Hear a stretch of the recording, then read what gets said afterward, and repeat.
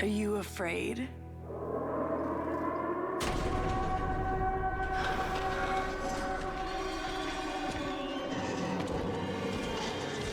Run!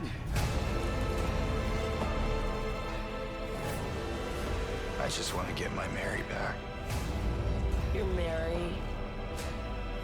Your own little Mary. It doesn't matter if you're smart, dumb, ugly, pretty. It's all the same once you're dead. And a corpse can't laugh. Stay with me. Don't leave me alone again. You're supposed to take care of me. I know what you are. I know why I needed you. But it's all over now. I don't need you anymore.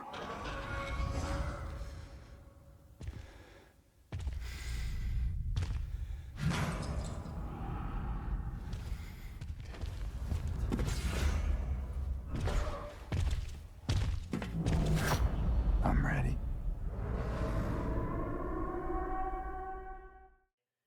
Oh man, how do we even start this thing? Let's see. It's your boy Brown Ink. You know, we're logging in or getting on like our podcast, and I got my boy right here, Envy, on my left side, and then I got my boy KP right here on my right side, and we're getting ready to talk about this game that we had such a great time with. In that game being Silent Hill 2 remake. Kick it off, man. Who made this game, man? What's up? Those silly goobers at Bloober. Say what? Yeah, they they definitely did a good job on this game, man. I thought the graphics were great.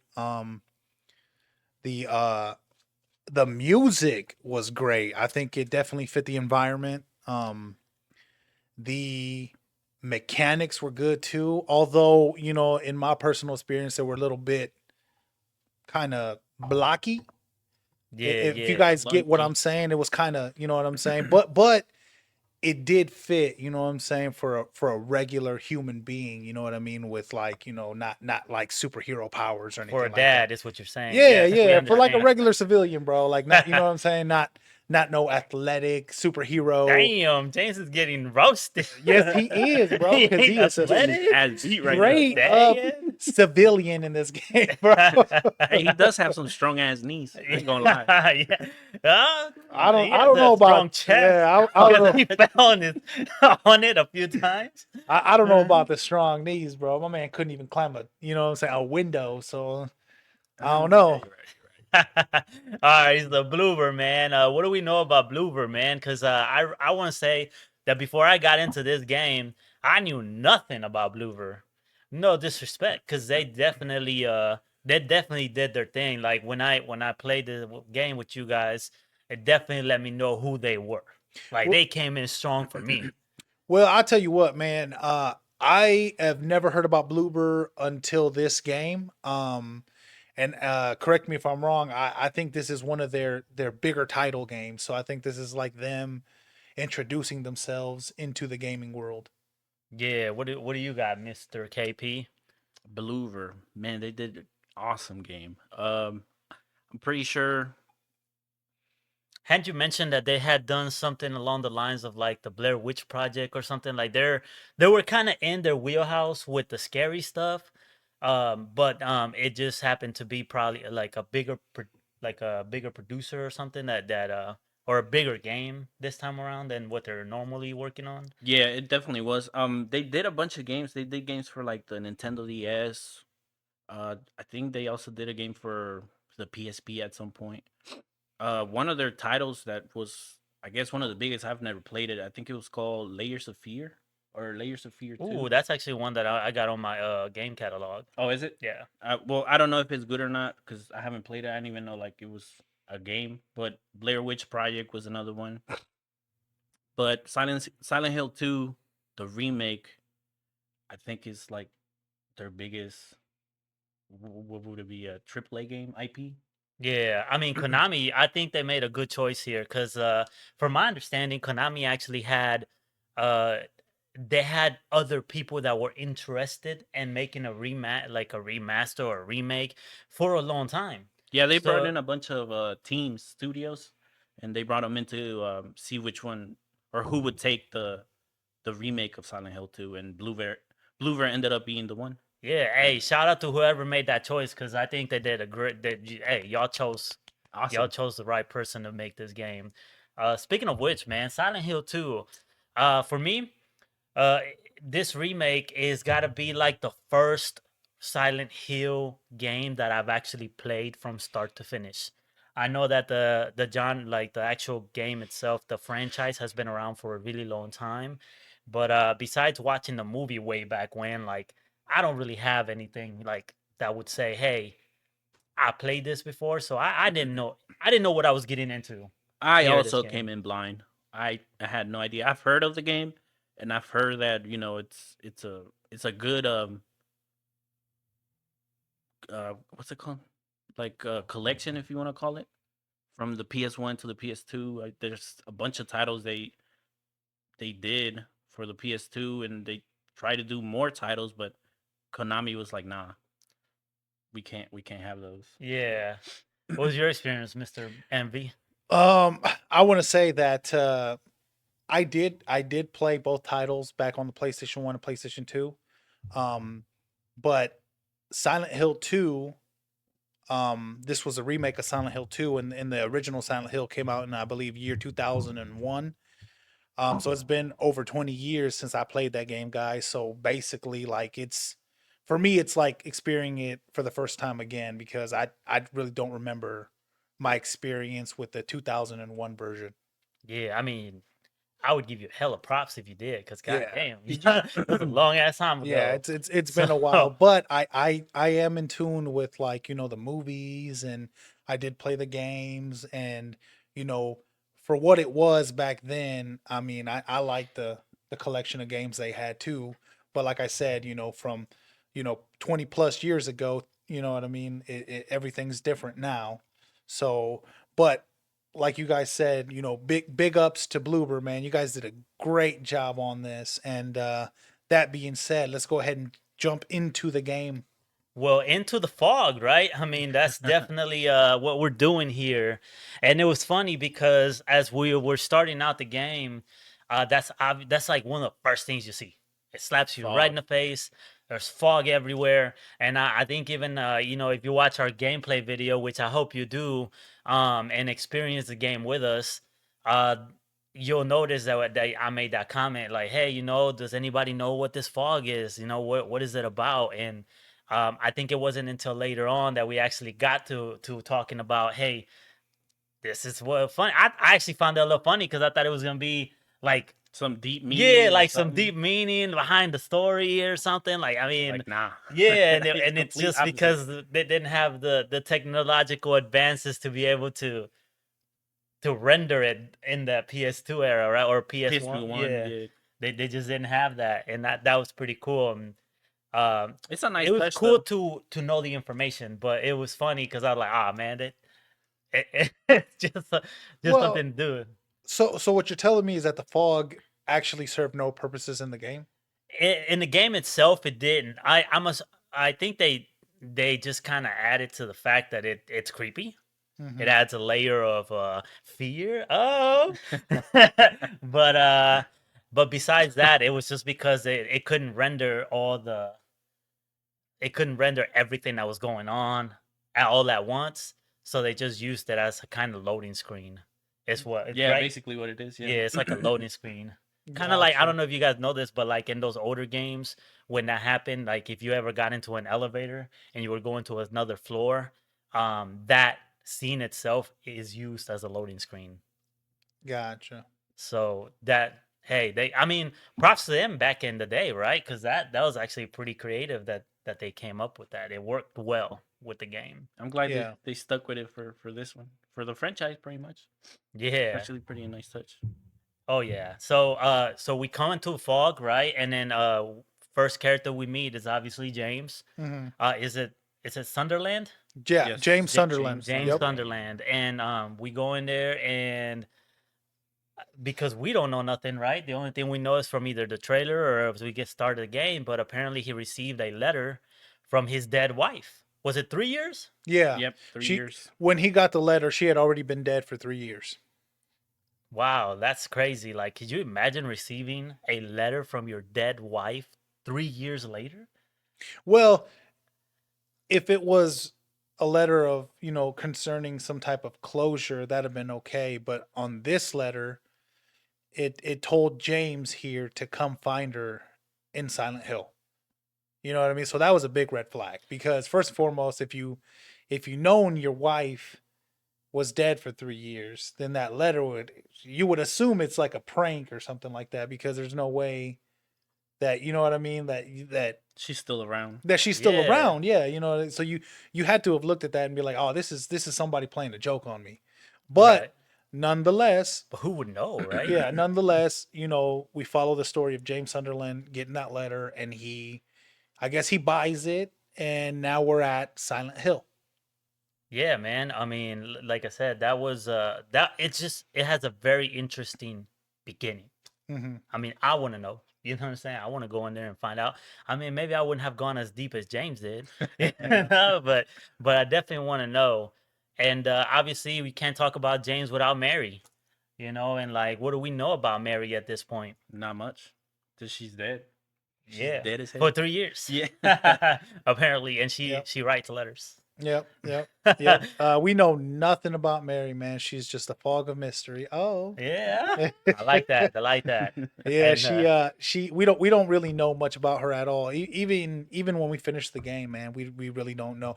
Basically, the facts are we received a letter from Mary, and we know that she's been dead for 3 years, and we also know that she's James Sunderland's wife. they Well, have some was. kind of link to Silent Hill, Yeah. right? They have history there. Yep. I don't remember if it was a vacation that they took there, or I think she may have grown up there. I don't. Did they I both think it grow was up there? just. I think it was just vacation. It was a vacation. Well, They would the go away. the facts that we know from the game is they took a vacation there, but we don't know if they actually lived there. Hmm. So so that's all we know. All right, so we end there, right? We come in, we watch the first scene, and then it kind of tells us a little bit of what we're getting into, and well, why we're coming. It gives us the purpose, and I know we kind of go along, and as we're going into town, we start seeing some weird stuff, right? The fog comes in, they definitely get the atmosphere going, and bam, we get Angela. Well, before that, bro, I just want to point out that like the way we entered a Silent Hill was through the graveyard. We had to take a detour because the tunnels giving us access to the town were blocked off. So I mean, right out the gate, you know what I mean? Like something's happening here. You know what I mean? It was a Yeah. little suspect. So we dove off. We detoured through the woods that led us into the cemetery, which led us to Angela.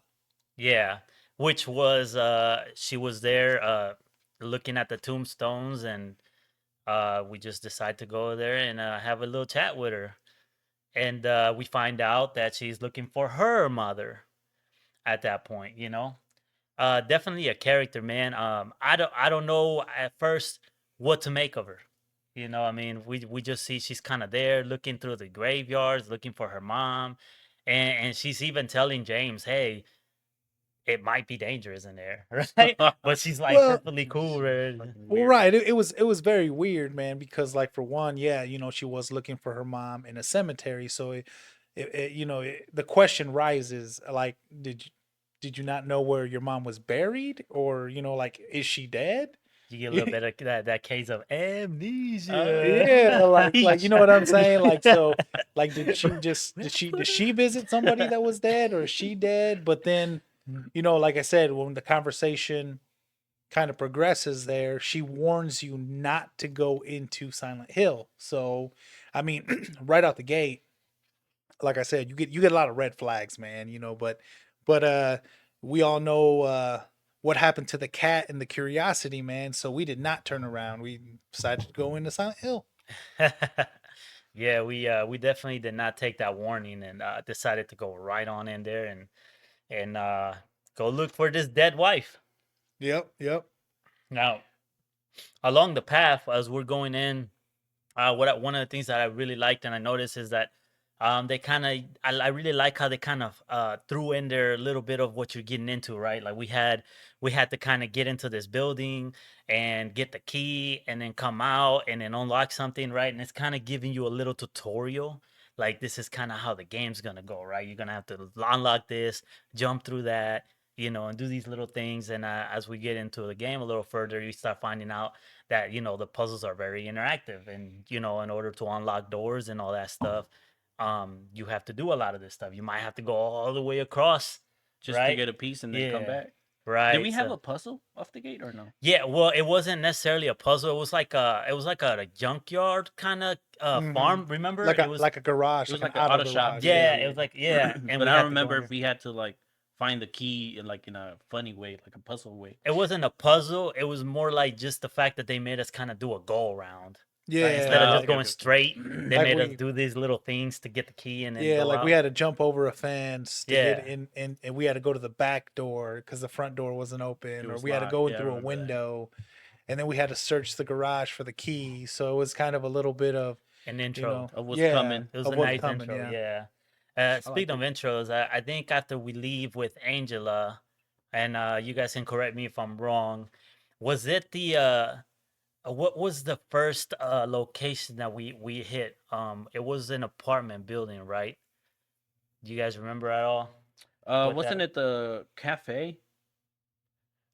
Or Steel Well, Neely's Cafe, I think it was. what was it, that, or was it the one with the jukebox? Yeah, that one. Was it That Neely's or no? Oh, well, I don't remember, but I think Billy's was the one with the jukebox. it was the one with the jukebox. Yeah, Yeah. but wasn't Yeah, that a bar? that was a bar. Yeah. Yeah, that was Oh, a bar. bar. Okay, okay, Yeah, okay. Yeah, so I think that was more just exploring the actual town a little bit, right?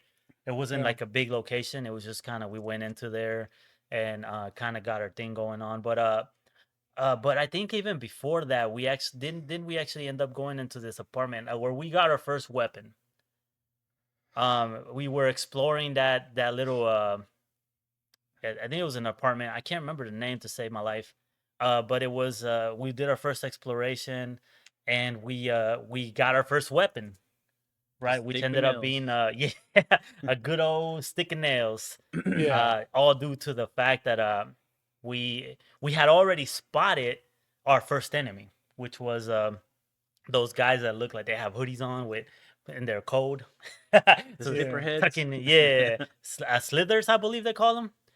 But we ended up getting that, and we seen them like at the corner of our eyes, but we hadn't yet like made a full contact with them until that scene. Well, it But we was it ended up was getting hard that. too, because I think in that scene, like, the fog was so dense, so you can kind of see him walking away. Yeah, Yeah, you could see So it from away, right? Like yeah, far and away. no, and there was one scene where the we were getting ready to go into this fenced area, and then it just looked like something grabbed that thing and left and like whoosh, Oh yeah, swooped them. yeah, yeah. So we didn't get that interaction, but we did get like a hey, there's Something's thing, coming. yeah, Yeah, there's yeah. something coming.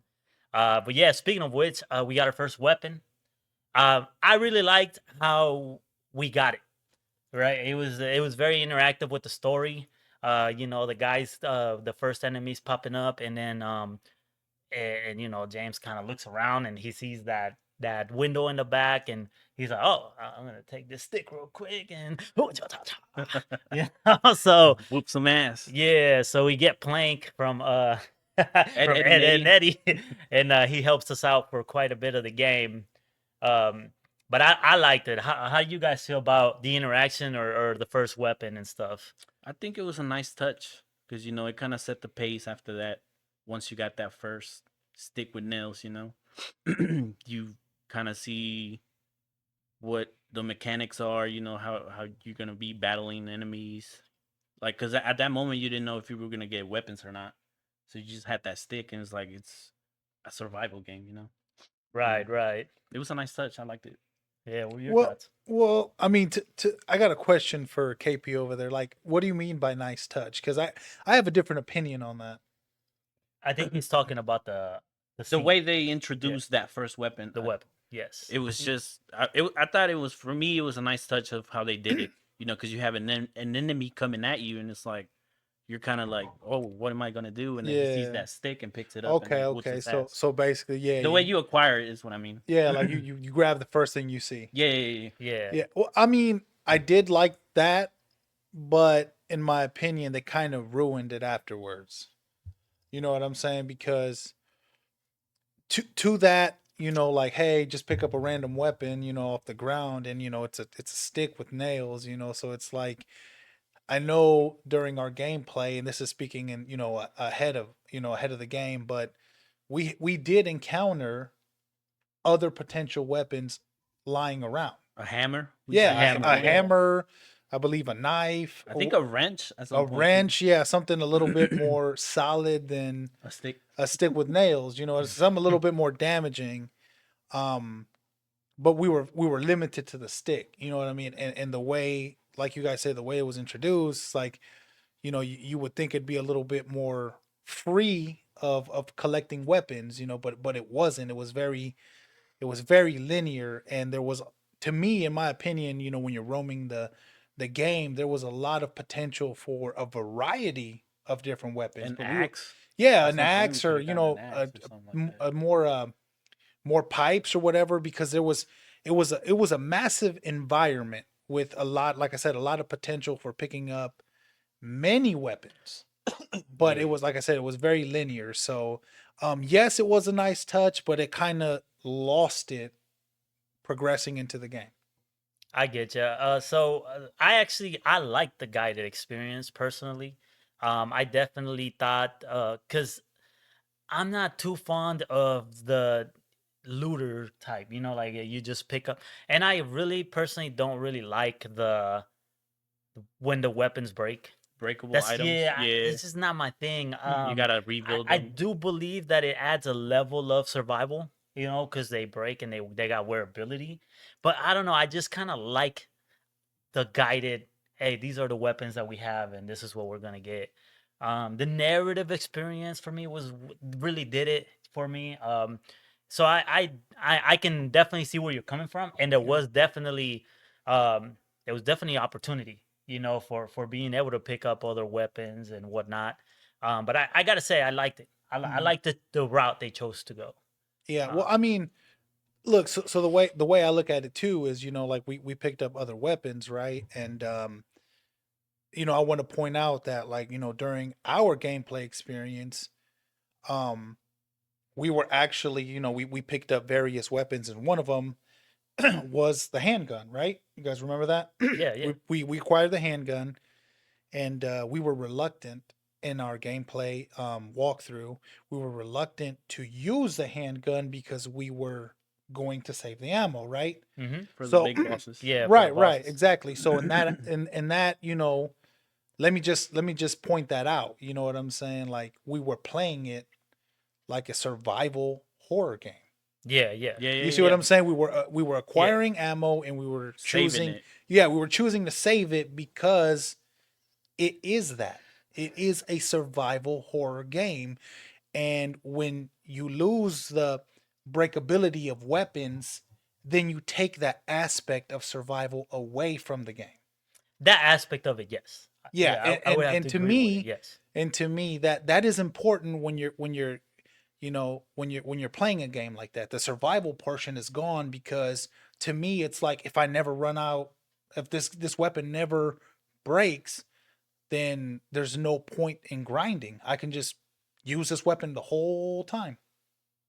Yeah, and like that's what I'm saying. Like I do agree with what you're saying about that. I like the route that it took. Hmm. Because I feel like if it would have added that feature, it would have probably added a different feature with it, like a crafting, Hmm. like something along those lines. And then I feel like then it would have shifted its focus into something more along the lines of that, and it would have taken the focus from some other stuff. Hmm. And that's why I kind of like the way things played out. Yeah, because then you Um, would have focused as a just to loot, so you can build more weapons yeah, and yeah, and I potions actually and all didn't. that. I didn't feel like this game was that at all. Like it didn't actually. There was besides the stuff that we would pick up, right? Like health and ammo. Yeah. It really didn't give that loot like a looter vibe. Yeah. You know, it didn't come off that way. Um, but yeah, no, I mean, other than that, I did like how you acquired weapons, and I know you have a different opinion on the weapons themselves. Mhm. But and I can see that as well. You know, Yeah. I can definitely see that as well because I remember when we first encountered Pyramid Head. You know, it was kind of like one of those moments, like, oh shit, you know, like it's Pyramid Head. Like, what the hell do we do with this Yeah. stick? You know, and we first encountered him, and later come to find out that Excuse me. there We was just needed to survive. yeah, we just needed to survive We for didn't a actually time need period, to like beat and his ass or we anything. we didn't really need to use any weapons on him at all. Right, right. And if you watch So- our video, you'll see us waste our ammo. We struggled. Yeah, I think we died. It's like 3 times, and 3 or 4 Yeah. times we died. yeah. So Which by the way, the game does kind of give you that, you know what I mean, like figure it out vibe. You know what I mean? So like you just Yeah. go in there and you fight them, but like you don't even know what you're supposed to do. You know, so it don't get me wrong, like, you know what I mean, regardless of its supposed cons, the game was great. You know what I mean? Like it these, you know, the horror game was awesome. The survival was awesome. There's obviously, you know, little things that I'm nitpicking, but all in all, the game was great. Awesome game.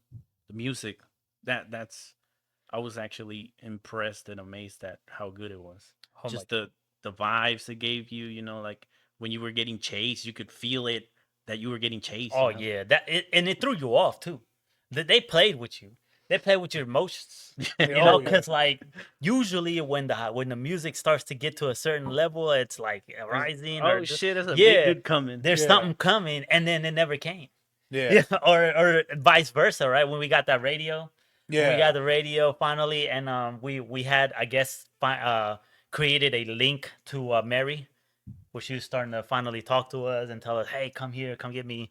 Um, when we got the radio, we started noticing that it would static when some of the enemies were around, Yeah. But now with all but now with all of them, you know, it's like Yeah. kept us on our toes, like, hey, Yeah. Oh yeah. They did a great job with the music, the background music, because it definitely kept you on the edge of your seat.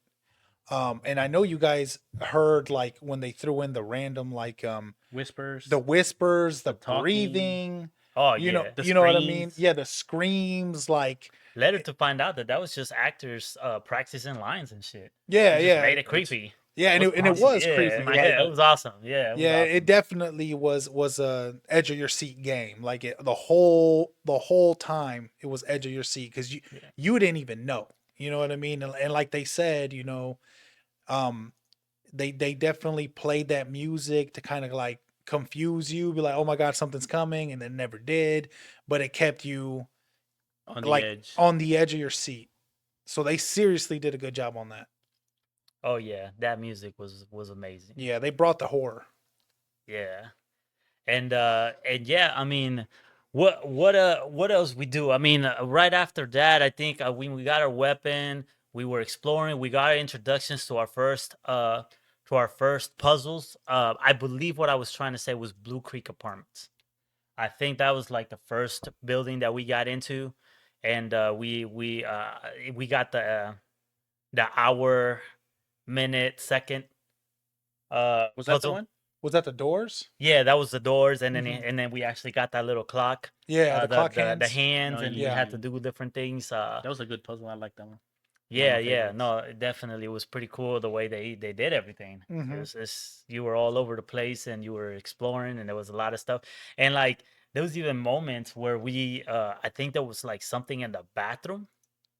Hmm. You know, right around the time when James started deciding that it was a good idea to stick his hand and stuff. Oh yeah, like yeah. yeah, that one was a was very graphic questionable. scene. Yeah, it- he stuck his hand in the toilet. yeah, He stuck his hand in the in trash. some kind of hole. yeah, yeah.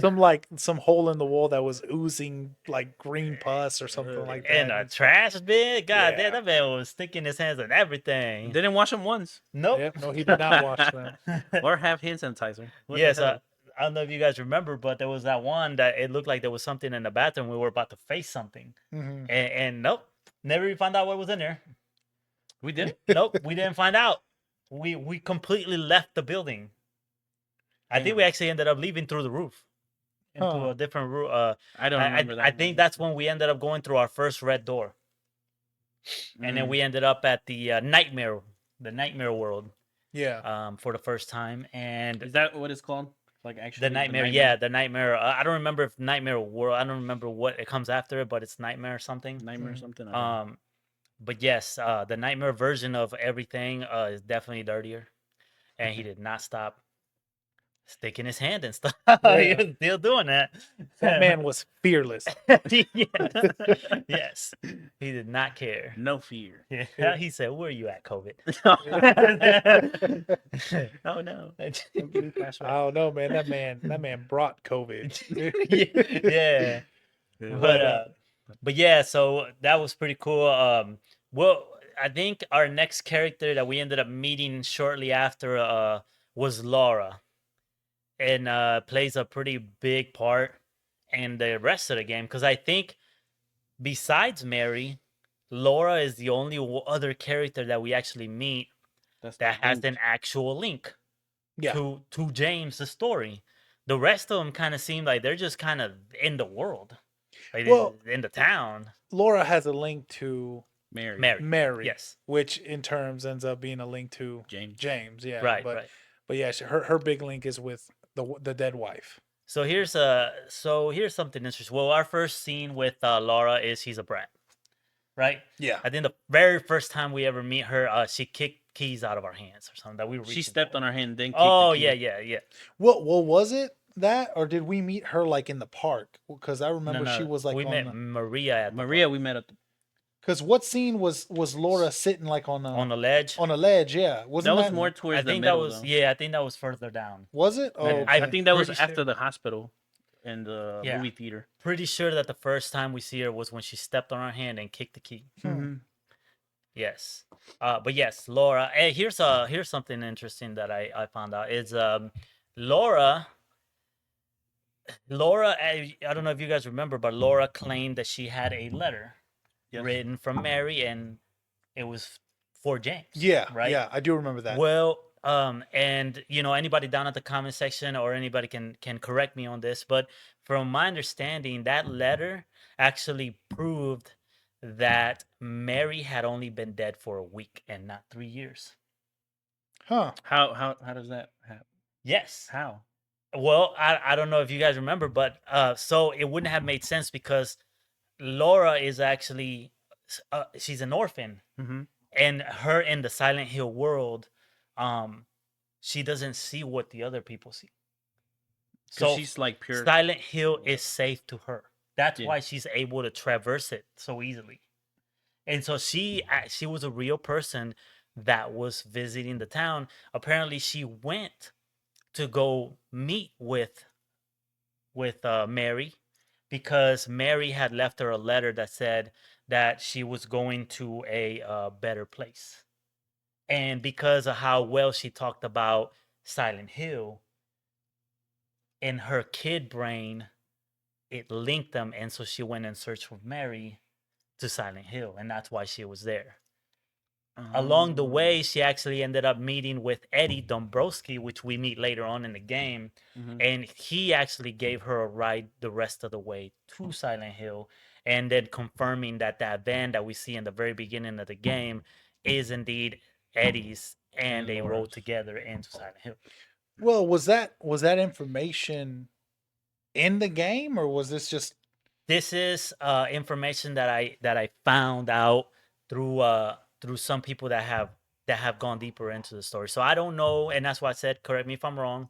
If it's tied into the fandom, like The the theories. the theories that are surrounding it. But this is all linking up, to what it is. So apparently, like I said, he's been dead only for a week, and so James basically had a mental breakdown and thought, because he killed her. You know what I'm saying? He thought that it just scrambled his brain into believing that she'd been dead longer Longer than a week. than what she actually been. Huh. I do like the fact that the developers sometimes like chime in and like Twitter or any of their like socials and be like, okay, you guys are correct on that. You know, like they give them little bits and pieces of if they're in the right track of certain things they find and all that stuff. Yeah, It's a nice yeah. touch. No, that's cool that they're interactive like that. That is definitely really cool. Cause I mean, the game leaves a lot to be desired. Like, leaves a lot open for interpretation. Right, right, You yeah. know, um, but yes, that is something that I ran into some information that I thought was very interesting. I wanted to share with you guys on here. But Laura does have a little bit of a larger role because of that, Yeah. right? Because she actually did have a connection with even Eddie. Well, I'll tell you what, man. I did not know any of that information, nor did I even pick it up in the game. So that's what I was asking. Like, was this information Well, in the game? they're actually linking it with stuff that's in the game, right? Oh, Like the okay. band, for example, and stuff like Mhm. that. So that's how they're getting like connections, Okay. and stuff like that. That But makes sense. I don't know if it's 100% confirmed by the developers or not. This is just something that I picked up from a different source, right? Somebody that did kind of go in and a little deeper than I did on the research. But I thought it was interesting. I definitely wanted to bring it up. Hmm. But yes, so our first picture of Laura is that she's a little brat and she's kind of running around, and it's kind of weird because we don't know at the time that she's not seeing what we're seeing, right? That she's Seeing the not demons and all that. seeing the monsters, enemies. distorted people and all that, the grotesqueness of the world, right? Mhm. So that's very interesting as we advance through here and go through like a hospital and all these The prison. locations Was that she in are the prison at all? She actually, I think that's around the time that we lost her, because there was a portion after we got out of a building. I can't remember what building it was. I don't know if it was the hospital, but she ended up leaving, and then we lost sight of her for a bit, and then we started actually. This is around the time that Mary actually started telling us more, or yeah, more directly. Like, she started talking more directly to us and started kind of guiding us and telling us, "Hey, go pick up this thing at the phone booth No. here." Oh yeah. Okay. Yeah. Yeah, there was that I little remember. gap where we kind of lost sight of Laura, and we were more focused on following Mary, which is what we were supposed to be doing in the first place. Mhm. you know. What are you guys' thoughts on Laura as a character on this? Well, I mean, obviously, at the beginning, it was just like a random person. There was really no thought until we found out that she had some sort of contact with Mary, and she had a letter for James. You know what I mean? So at first, it was kind of like she was a just like a background character, and she was a little brat when we did meet her. So, um, like I said, you don't find out till later on that she even has that letter. So, like I said, she was just like a background character. Yeah, Yeah. To me, because when we met her at first, we didn't know like all the info, so I thought she was just a random ass character that was there. I didn't know how deep she was linked into Mary's and James' lives. Uh, she was a little brat. She is orphan, so that kind of like plays in hand, but she doesn't have a role model or her whatever. character development, Yeah, and yeah, yeah. she didn't really have someone to raise her and stuff, so So she's kind of doing it on her own. she was a little annoying to me at the beginning, and then towards the end, she got a little more sympathy from me. Well, yeah, I mean, of course, because like I said, you don't really ever find out any of this information till you get to the end. You know what I mean? Her story kind of just hits you at the end. Like, and then you find out that she has the biggest connection to them. I mean, even in the beginning, where she's like, you ain't good enough for Mary. Yeah, And Damn, it's like, yeah. yeah, and it's like you got James over here like, I don't, like, you weren't there. I don't even know you. Yeah. yeah. So she knew more about James than James knew about her for sure. Hmm. And goddamn, who knows what Mary told her. Yeah. But yeah, as we're moving on, we definitely can encounter a couple more characters that, like I said, it seems like they didn't really link to James's story that much, but they were in the world, right? And then we'll talk about the theories a little later. But I do believe that the next character we ended up meeting was Maria. Did we meet Maria or Eddie? Eddie. We It met was Eddie. it was Eddie, yeah. Yeah, because we met him. We met him like right after Laura, or right before, one of the two. But Well, we met him in the apartments. Oh, at the Blue Creek, right? Because he was Yeah. throwing up. yeah, Yep. yeah. And then we told him to like Mm. leave, and he decided to stay. Yeah, actually, I think on that one, Eddie actually asked if he could come with us, and James said it was too dangerous or something. Oh yeah, Yeah, at first, and it's funny because later in the game, we James actually tells him, "Hey, why don't you come with me?" And he's like, well, "Now you want me to come?" Yeah, Yeah. So you got a little attitudey there, but yeah, Eddie Dombrowski, man. The first thing we know about him is he's got a weak stomach. Yeah, he's in there throwing up, and there's a dead body, in the scene, and we're kind of trying to figure out who he is or what he's doing there. And then we kind of start. I think it ties into the theories, right? Where I believe that was one of the times that he killed James, and When it he was first met him? James's body that was there. Oh damn! I didn't Yeah. know that. Yeah, kinda that makes was one sense. of the times. So But he stated that he didn't kill him. Yeah, he That kept found saying him that way. Well, because when they first introduce Eddie, man, he actually, he's to me, a he's punk ass bitch. well, yeah, but I mean, Tubby? Yeah, God damn. it's get dumb broski. Yeah, definitely a frat boy. Yeah, no, Oh. Take the arm. but to be honest though, like guys, you know what I'm saying, for the environment, he's actually the only character that in my eyes, when we're first meeting him, acts like a normal person would. I mean, you know what I throwing mean? up and being disgusted. Yeah, him being disgusted by a dead body. Like I don't know how you guys would react. Probably the but smell too. Ugh. yeah, you know what I'm Yeah, saying? nasty. You got James Sunderland that, witnesses a dead body, and he's got like the most dead face you could ever see. Like no emotion, no expressions, no nothing. You got Angela just, cruising Weirdo. through the grave. You Yeah, I got mean, some well, the only thing that, and unless you're paying mega attention to the game, some people pointed out, and I seen, when I was looking up some of the history and stuff, some people were pointing out that she had like her nails were bitten and her, they were red and show signs of anxiety and kind of built into her character and what we find out later. I did not pay that deep attention to. No. It, I it's did very not know. hard to, Yeah. but yeah. but they put it in there for sure. Whoever, the developers, they put it in there as like physical signs of to build that character up. Well, that's definitely something that's missable because I did Oh, not yeah. notice that. 100%. Not at all. Yeah. So So did Eddie have any real link to be in Silent Hill other than give Laura a ride? Well, yes, I believe that it was his link or was the fact that he shot that player, right, and ruined his But life. other than that, there was nothing else. Nothing that I dug up. I think what it is that each character has their personal link to Silent Hill. Well, they were all going through their personal hell, right? I know like, that. Yeah. like how Angela later we kind of jump into hers, right? When we see that world where everything's on fire, and she says that's what it's like for her all the time. All the time. Yeah, so like they're all kind of, and then in turn, Eddie's is actually a frozen. He's, the next time we meet Eddie, it's in the theater. So is that why he's eating ice cream? Yes. Well, I don't know if that's why he's eating ice cream. Maybe he just likes Hungry. ice cream. But when he was in there, you can see his breath, Yeah. and that's the only person that you can see his breath.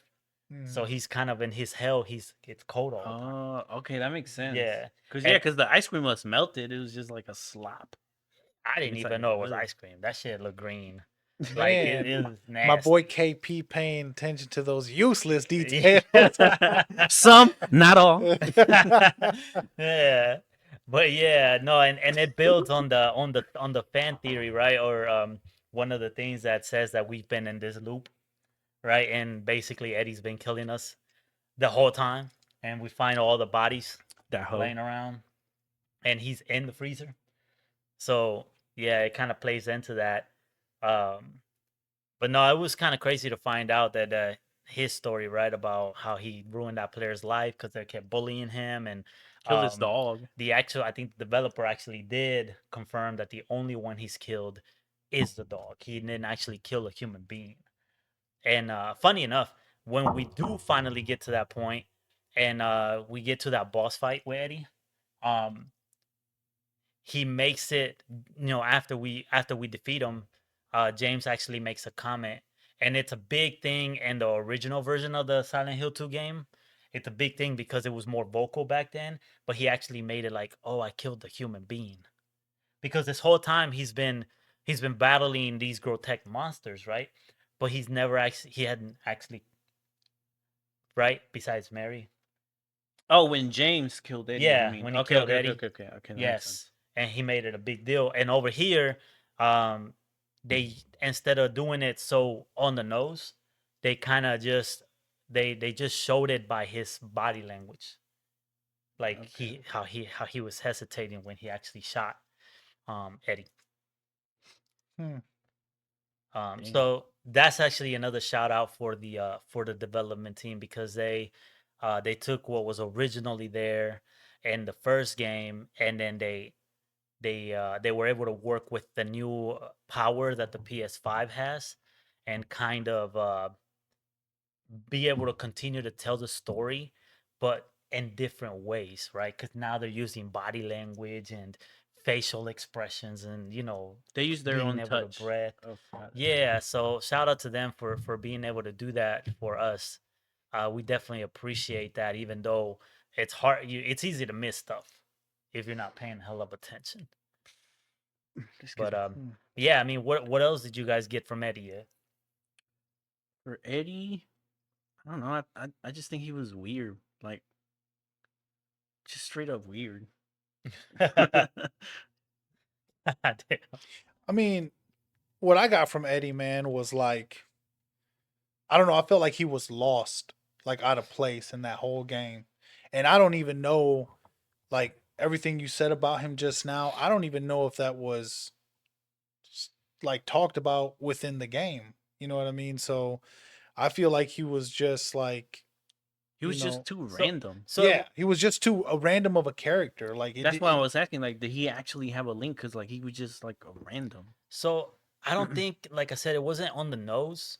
But there was clues, like in one of the scenes where Eddie, there was pictures of the football player that he shot, and like a football helmet and stuff like that were around. So it's just like a bunch of, they really used the Easter eggs as kind of storytelling, Mhm. and So that's where you unless you get a lot played of the. the first one, or not the first, but like the for the PS2, you kind of didn't really know. There was some things that you wouldn't know for sure. I mean, they took scenes out completely. Like originally you met Eddie and Laura at the bowling, I believe, at a bowling Yeah, alley, bowling and alley they and a were and he pizza. was eating pizza, and stuff like that. And it was funny because this time around James is kind of like that person that's like um he he's kind of like not acknowledging that there's monsters out there. And then the when he met Eddie on the original game, he made a comment to Eddie where he's like, how you gonna be sitting around here eating pizza and there's all that monsters out there?" You know? So it was kind of a crazy flip there that James did. But yeah, no, I don't think that it was very on the nose. Mhm. Their stories were. It was a lot of the Easter eggs and stuff that they kind of had laying around, and notes that you would pick up and stuff like that that they kind of told their story. Um, and like I said, I think a lot of it was left open for interpretation, even with all that. Mhm. Mm. All right, so basically, for our viewers, the developers left breadcrumbs, right? And my boy Brown Ink here, basically, he dove into the research mode. So some of the stuff that we discuss on here is us doing research. So some of these, because the game itself has a lot of questions, very little answers. So Yes. um basically when you dive into this game, you're gonna find that you're gonna find you're gonna be intrigued by all the questions you have, but the game offers very little answer. So we kind of did the research for you guys, and you guys are also welcome to correct us if we're wrong, or Yeah. if you Or guys want to leave some more knowledge or more information in the comments, we'd appreciate that. But yeah, this question is I mean this game is filled with questions. With mystery. yeah. Yeah, it has a lot of mystery, a lot of questions, very little answers. Yeah. So definitely well, first and foremost, definitely play the game. You know, even if you walk through it with us and you experienced it that way, and it's one thing that you're like if you're in a position where you can play the game, like you have the time and whatever, I would still say experience it. Pay a lot of attention. There's so much. There's so much in this game. So even endings, it has different endings. Although I believe you are tied to one ending in the first go around, and it doesn't unlock the other endings until you finish the game for the first time. But there's some replayability for sure. And yeah, enjoy it, man. Enjoy the world, everything it has to offer. There's so much. Dive into the deepness of it. I would definitely say Go that. in with an open mind. Yeah, and Like, get ready to have some good times and scares. Hmm. Because Lord knows that we got our fair share of jump scares throughout yeah. that gameplay. So they're great. yeah, they definitely set us up for some funny moments. Uh, Hmm. but yeah, yeah, definitely some of that stuff was stuff that I researched, and my boy KP did some research himself, and I remember it from when we were playing the game, and he would bring stuff up. So we're giving a little more information than what you'll pick up in the game for sure. Hmm. Um, Yep. And then I believe, uh, moving forward, as far as characters go, I think our last character, correct me if I'm wrong, is the next one is Maria, right? I do believe that she is the last character we meet. No, because I think Mary would be the last character that was somewhat introduced. We find out a little bit more about Mary. But it was still Maria though. Yeah, because Mary, we really didn't did anything with her over them flashbacks. Well, I mean, like as far as when we're playing the game, we don't know that.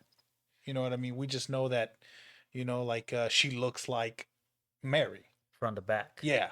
From the back. Yeah. Like when you're playing the game, you don't know that Maria is truly a mirror, an opposite of Mary. Right. So I mean, when we first meet Maria, she's at the park at some kind of kiosk, I believe it's called. Was it a pier? A Uh, pier or kiosk? yeah, not a something like kiosk. that. But she was just kind of there, and the first thing that my man's goes over is like, "Hey, you look like my wife from the back." Yeah. Not with those words, but I mean, she wasn't turned directly your way. Right, You know, right. so- She was looking out, Yeah. towards Toluca Lake, and I guess he recognized the back of her head. Yeah, or something. Yeah, so Which doesn't make sense because Mary had a ponytail and she had Yeah, she Hey, was, and flowy hair. she was unrecognizable. yeah, but that was okay, funny. James. Yeah. But that is the first thing, and the first thing we see with Maria, right? And we kind of get introduction to her and how she's kind of a weird character in the mix at this moment, right? Hmm. It's just like this pretty girl just randomly hanging out in this grotesque town, Yeah, and she's off gate. She's like putting the moves on us, and we just met. yeah, Like, let me take you to this beautiful place. yeah. And And I then mean, she shot. obviously, the intrigue here is that for James, is that she looks like your dead wife. Right. That's the thing that kind of hooked him. That kept her around, is the fact that she looked like his dead wife. Sure. Let's go with that one. But yeah, and then she does tell us that, right? She's like, "Hey, I want to take you to this place." And then she proceeds to let us take her. and Oh the yeah. game, that was one of the things, right? That we complained about, right? She's like, "Hey, let me take you to this place," and then we're the ones that are trying to figure out where the hell that Like, place yeah, is. Yeah, where's we yeah. supposed to go? She did not guide us at Not all. at all. Yeah, we had to find out where she was gonna take us. Yeah, so she can tell us this story about the couple, right? That myth that kind of exists in the town, the urban legend. The urban Yeah. legend of the town. Yeah, and for those who don't know, the urban legend is kind of a romance story, right? Where this guy and this girl, they had like this ritual of when they would see each other, she would turn on, was it a candle? Yeah, like a candle, and because she got banned or Yeah, exiled she got exiled to an into island, to a little island. and the only way that she could see, her lover or her, the love of her life is to light candles so that he can find his way to the island. Yeah, so he can find his way, and then I guess at some point he never showed up again. Yeah. And nobody knows what happened, right? Nobody knows what happened to him. And as far as we know, till the end of time, she stayed there waiting for him. Mhm. Lighting So, up the candle, and so then it's he a never very came. romantic Yeah. story, right? And that's where Maria takes us to tell us the story and kind of start. She kind of Man, joins us. I don't know about you, man, but I didn't she take us to a strip club? Yeah, that was shortly after.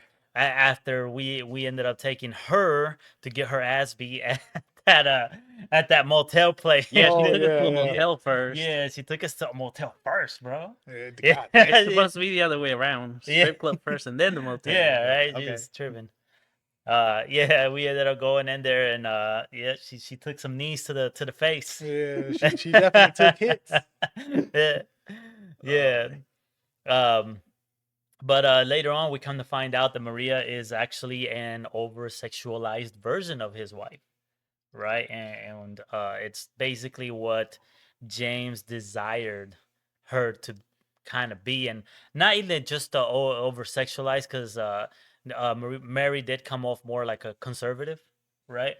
And she was in a strip club, right? I think she even had like pictures at the strip club to signify that she was a stripper, right? hmm So she was more like that. But her the way she talked, right, was more provocative Yeah. and stuff like that. But I also believe that it was also like just the fact that she was healthy, right? It was like the healthy version of Yeah. Mary, and then that's when we find out that Mary had been terminally ill, right? She had some. I don't think they ever revealed what her actual sickness was. no, they never Um, did.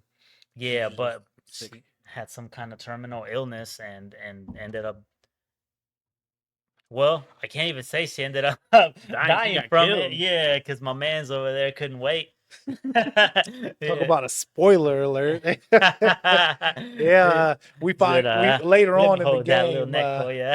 Yeah, later on in the game, we find out that my Well, man took care of his wife for sure. Yo, Envy. Since Yeah. you played that PS2 version, did you know ahead of time that he killed her, or did you not finish the PS2 one? No, I did finish the PS2, but like I said previously, I it's been 20 years, man. So So you just didn't remember? yeah, I just didn't remember. Damn. So Yeah, it was brand new to you it's too been and a shit. long time, man, and even you know even what's it called, watching the movies, they have nothing to do with the game. So No, it's like it's a standalone, like every movie's a standalone. Well, actually no, scratch that. The movies are not. They're connected, but the games itself are not, they're standalones. as much of the other games are, from my understanding, the only link that the other games have to this game is Silent Hill itself, from my understanding. But it does look like the other games actually have more of a connection between each other's stories than number two does. yeah, they're a little more connected towards the Yeah, characters and like families and all that shit. because it's some kind of cult. Yep. It has like an overarching cult story that links them together. Yeah. Where this one is just like some rando story. Yeah. Um, yeah, so it Random was as kind of hell. like weird. And the cool thing about it is that when we did go to that motel and we made fun of this at first, we ended up at a room where James made a comment about how he was uncomfortable, and it was like the first time in the game when we actually saw him get like a little bit afraid. It And was he the was cleanest room yeah, it was the cleanest room, there. and and he was very uneasy in it. And Mhm. later, after doing some research, come to find out that that room actually belonged to one of the characters from a other game that was involved in the cult. And then later, when we're going through the nightmare world, you can actually see that the wallpaper was peeled off, and it actually has the insignia of the cult behind it. Mhm. So there is the link. It's just not as directly linked to the other games as the other games themselves. Yeah, because if you didn't know about the cult, you could just it's a random ass Yeah, game it's just a random ass drawing or in there, drawing graffiti or satanic whatever. or Yeah. something. Oh, Yeah. and that's another thing that in the beginning we went into the bathroom, and in that bathroom there's a drawing of some kind of demon, and I guess that demon is also part of the overarching story, which is part of the cult. Hmm. I didn't know that. Yes. So, man, I hope that that we get to see more of this Silent Hill world, because I definitely I wanna keep diving into it. Yeah. Well, Oh. I was gonna keep it to the end, but I've heard that they're gonna release another Silent Hill. It's gonna be called, I think, Silent Hill F, and it's gonna be set in Japan in the '60s. Oh man, But I we need to don't get know some if of it's gonna that. be Bloober that's gonna do it or not. Bring that grudge over here. Well, hold on, KP. I have a question about that. The whole emphasis here is Silent Hill, right? So this is a location. So how would they be able to do that? I It would don't no know. longer be a Silent Hill game. Well, I Maybe the don't know that. cult, because Yeah, they the have demon. connections, links. I mean, that kind of Yeah. gives me like that Annabelle vibe, right? Well, right. Like I get the whole cult. I mean, the cult is movable, but like, you know what I mean. The location is not. So Oh, I get what you're saying. why would you call that game Silent Hill F if it's not in Silent Hill? I guess we're gonna have to find out. Yeah, well, that's I'm what I'm just excited. saying. Like, it doesn't make sense to me. Like, I Well- get like the cult can take their activities to a different area, but it's Well, like, no, but what I mean by it gives me the Annabelle vibes is that Annabelle was the what do they call that? What is that word? The main focus. No, she was like the door. So wherever Annabelle was, yeah, that's yeah, Oh, where okay, okay, that's okay. where the activity happened, right? So she was a conduit. yeah, Oh, conduit. there you Yes, go. Yeah, that's the word. conduit. So maybe that's it, right? The satanic symbols is what made Silent Hill the location, right? And we don't know. Maybe Right, they right. called it Silent Hill F because fuck the story. You know what I mean? Who cares? They don't have Well, to. I mean, we don't make this sense. is all speculation. Yeah, Yeah. definitely. I don't think it's been like confirmed, but it's one of the rumors that's out there. But it's either gonna come out sometime towards the end of this year or next year. Hey, I we'll do it. And don't forget the fan service, Bloober. Because we heard what you did to Mary or Maria, and we were not happy about that. So, so definitely don't forget the fan service. Tell us how you really feel, Brown Egg, about what Bloober did. Hey, Those sons of bitches. yeah, I stand behind the community on this one. How you gonna cover her up? Yeah, God and damn just it! leave it as like a random dress that she pulls out at the motel. How would this look on me? Yeah. For us that didn't play the original game, we had no idea what the hell she was doing. We was just a random ass dress. Yeah. So, but it was cool to find out later on the Easter eggs. But yeah, man. I mean, I think we pretty much covered the characters, man, and overall, like they were all interesting. I don't believe we said a lot about Angela yet, but they Well- were all very interesting, very deep stories for what we were able to piece together. Well, just keep in mind, I think every character, and I don't know how the rest of my hosts feel about this, but I think every character is a mystery. Like you literally got to, play through the game and pick up little clues here and there that they drop, but not much is given about each character. No, I would say the same. You pick up stuff, especially if you're paying really close attention. The words they use, the body language, the locations that you see them, and stuff like that. And you gotta kind of piece that stuff together. Right, right. And you know, if you play this game and you're kind of rushing through it or you're not paying attention to those subtle clues, which they do leave very subtle clues, then you might go through the whole game and think these characters as just background irrelevant characters. But if you do your research or if you look it up or you know, if you pay attention to those subtle clues, you'll see the connections. Even if they're minimal. Yeah, yeah, for sure. So what about the location, guys? I mean, I personally like. I think that the most memorable location for me was the prison, the underground prison on the historical museum. That one, that one got me, man.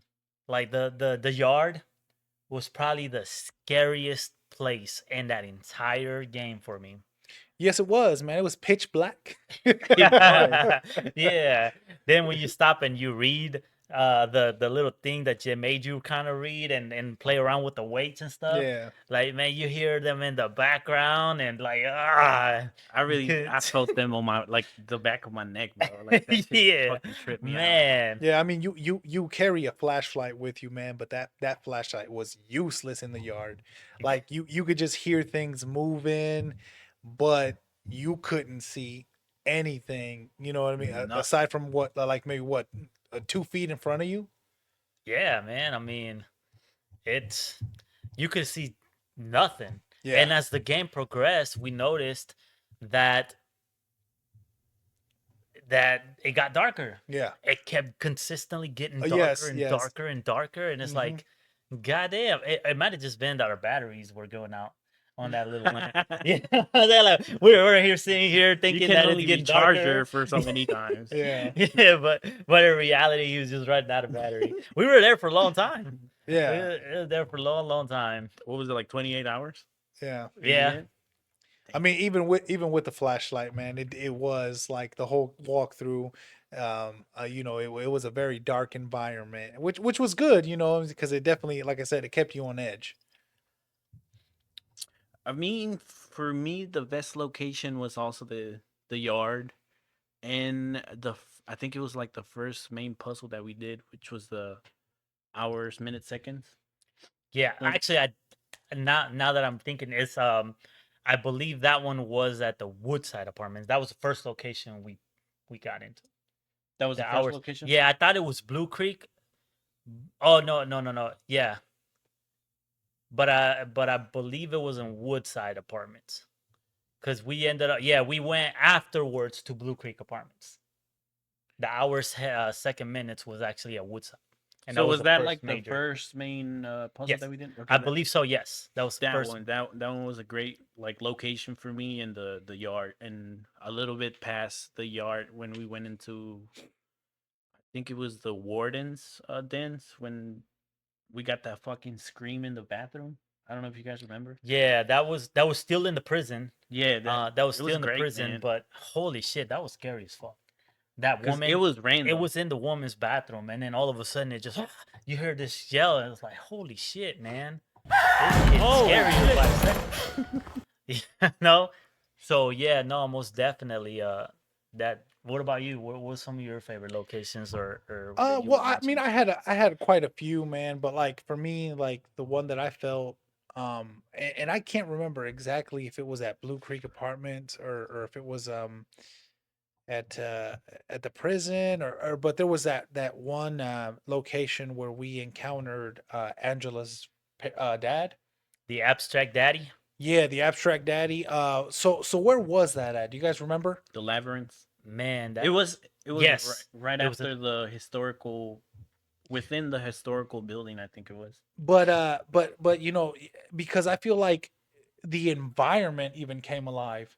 You know what I mean? We were running, literally running for our lives. That whole like fight scene and Well, Chewy was. He was getting blasted. Oh man, Yeah. I He had to was getting I had to smacked. endure that one, and that shit had me on my toes, man. yeah, and that I feel like the environment kept changing. The you know, during the chase scenes, walls kind of get broken down and you know, we found closets and then the environment changed and then we had that person change, the abstract daddy chasing us, and then at one point I believe Pyramid Head showed up, and then you know what I mean. We had a That little thin ass hallway. yeah, that little thin hallway with Yeah, like with the Badusi. with the Badusi, yeah, with the Badusi, man. So I feel like things got really really hellish in that Yes. area, and we had to figure it out. And boy, do I tell you, that shit had us on the edge of our seats, man. We were like, I wasn't even playing, and I felt like, oh shit, you know what I mean? Yeah, Like, no, that was a big one, man. yeah, That abstract daddy, and that was also where we found out more stuff about Angela. Yeah. Yeah. With her situation and what happened between her and her dad, and I think her brother was involved, Mm-hmm. and her mom kind of basically leaving them and her to her luck and never coming back, yeah, and we kind of got a glimpse into the abstract daddy, and I made a comment that of the design of abstract daddy, right, and it's kind of sick, but it definitely gives you an idea of the the horror That she yeah, went through that she went through. as a kid. Because Yeah, it started like when she was young. yeah. So that was definitely a realization of a deeper storytelling of Angela, hmm and he added a lot to her character. yeah. So that one was one of my favorite, locations and actual, boss battles, Yeah, and just an event. yeah, It's just just an just the event. whole that whole area, the whole place was really well done, very interactive, and edge of my seat, and like I said, I didn't even play that. I didn't even play through that myself. Brown Ink had the what's it called, the The remote. privilege, Yeah. yeah, to play through that, so yeah, definitely a well done environment and a good boss battle. It was filled with, jumps, scares, it was a fun ride. Yeah, yeah, most definitely. That was a very is an awesome part of the game. That whole section, the crossover, the labyrinth, the puzzle, that you had to like kind of do the Rubik's cube thing, and open doorways, and all that stuff. The encounter with the pyramid head, and all that stuff. So that whole section of the game was amazing. It Hmm. was a really Was great great. interactive time. Um, as far as the other stuff that I can think of, man, I really like the hospital as well. And the only thing that I feel like I was a little let down on was The nurse. the nurse, When they first popped up. man, because I just thought that her entrance was going to be more grandiose than it was. Well, I mean, I think anybody who has followed Silent Hill knows that the nurses are very iconic, Yes. and they really weren't that big in this game. Well, the thing is that like I even got excited because in the strip club when we were with Maria, we were starting to get signs like little teasers. Like there was a nurse outfit laying Yeah. in one of the booths. We're kind of getting little teasers about the nurse, and then oh shit, we're going to Laura is taking us to the Hospital. yeah, because it was after we left the strip club, we ended up going to the theater, and that's where we saw the scene with him Eddie eating ice cream, and Laura was with him watching the wall because there was nothing playing. Yeah. Yeah, So it was just like a blank screen, right? yeah, it Like was they like had a the blank light on, screen. but it was just a blank screen. Yeah, Yeah. and so we got through the theater, and all that stuff, and was and then and we got out of there, and Laura ran straight to the hospital, and it was like, oh shit, we about to go, the nurse about to get him introduced, and we go into the hospital, and I'm waiting, I'm excited, and then they announce, or they they show our next weapon, right, which is a shotgun. Mm. We got the shotgun at the hospital, and like, oh shit, we getting the nurse and we getting a new weapon for it, so it's gonna be epic. And then we were kind of just cruising through the hospital, and she's just kind of walking around. Yeah. There's no scene, It was no really no introduction. She's just walking around. it I was was a like, big what? letdown. Yeah. 'Cause she's like Yeah, a big staple in just yeah, the man. Silent Hill. Even in the movies, I think she was like a big big main character, and Yeah. then we just got this. That's the one thing that I would have wanted, Bloober. I would have wanted like a scene, something that emphasizes, "Oh, I'm here." Mhm. You know what I'm saying? Kind of like I- when Pyramid Head came in. yeah, first. like Pyramid Head came in and stuff. That would have been much better. Now I will tell you that the nurse as an enemy was not disappointing. No. no, As an enemy, she wasn't disappointing. It was just the introduction of her. she was that a I was little disappointed. OP if you ask me. at some Yeah, point. yeah, because she could actually hit back. Like Yeah. She actually pushed you back. yeah, she pushed then you what back. Like she fucking- took boxing classes or something. Yeah, No, She she would she whack definitely you in did the have head. some fighting skills, man. She could dodge, she can grab you, she can push you, stab you, punch you. The ones with the knife were a lot more dangerous. Yeah, than and the ones Yeah. with the pipe. once we interacted, once we got to see the other version of the nurse that's tougher and has a knife, she could put you in the red with that one move. So she, as an enemy, she was not disappointing at all. Just the entrance. Just the entrance would have been. But the Better. hospital was good though. I especially liked it because I think it was our very first big location. The Woodside Apartments and Blue Creek, they were good locations and they were great. They had a good size to them. But the hospital was like 3 floors and Actual- multiple yeah. stuff that you had to do to get here. There you introduced a new weapon, new enemies. I don't remember exactly when we met the mannequins, um but they were a lot more prevalent in the hospital with their jump scares and all that. They had more room to do that kind of stuff there. But no, the hospital was cool. The puzzles in the hospital were cool. The whole nurses, doctors, trees thing. That was cool. Yeah, it That was was a nice just little cool touch. because it opened our mind to the different kinds of puzzles that we're gonna start to introduce. Mhm. A little bit different, right? You get a little exploration and you get to see like, oh, it's us counting something from a picture on the wall. That wasn't the one with the X-rays, right? No, the That was X-rays more was little forward. I think towards the end of the hospital. Was it? But it was in the It hospital. was It in the was, hospital. yeah, it was in Okay. the hospital. That was a good puzzle. Yeah, it was dope that you had to kind of cross them over to reveal numbers. Yeah, that was pretty cool. Even just the X-rays, the design of it was pretty dope. Mhm. Was that like one of our like biggest jump scares? Because that's when Pyramid Head came and like threw us in that elevator, Yes, right? yes. That shit scared. I ain't we- gonna lie, that shit got me. it got all of us. I don't think anybody was expecting it. Like before that scene, we were jumping in and out of rooms. Like, what you doing over there? And then we came out. He's like, "Who's grabbed our neck?" Oh shit! And that was actually one of the things that was brought up by one of the people that I saw did some more of the research in the game. Was that they used him as a little bit more of a traversal than they did on previous game.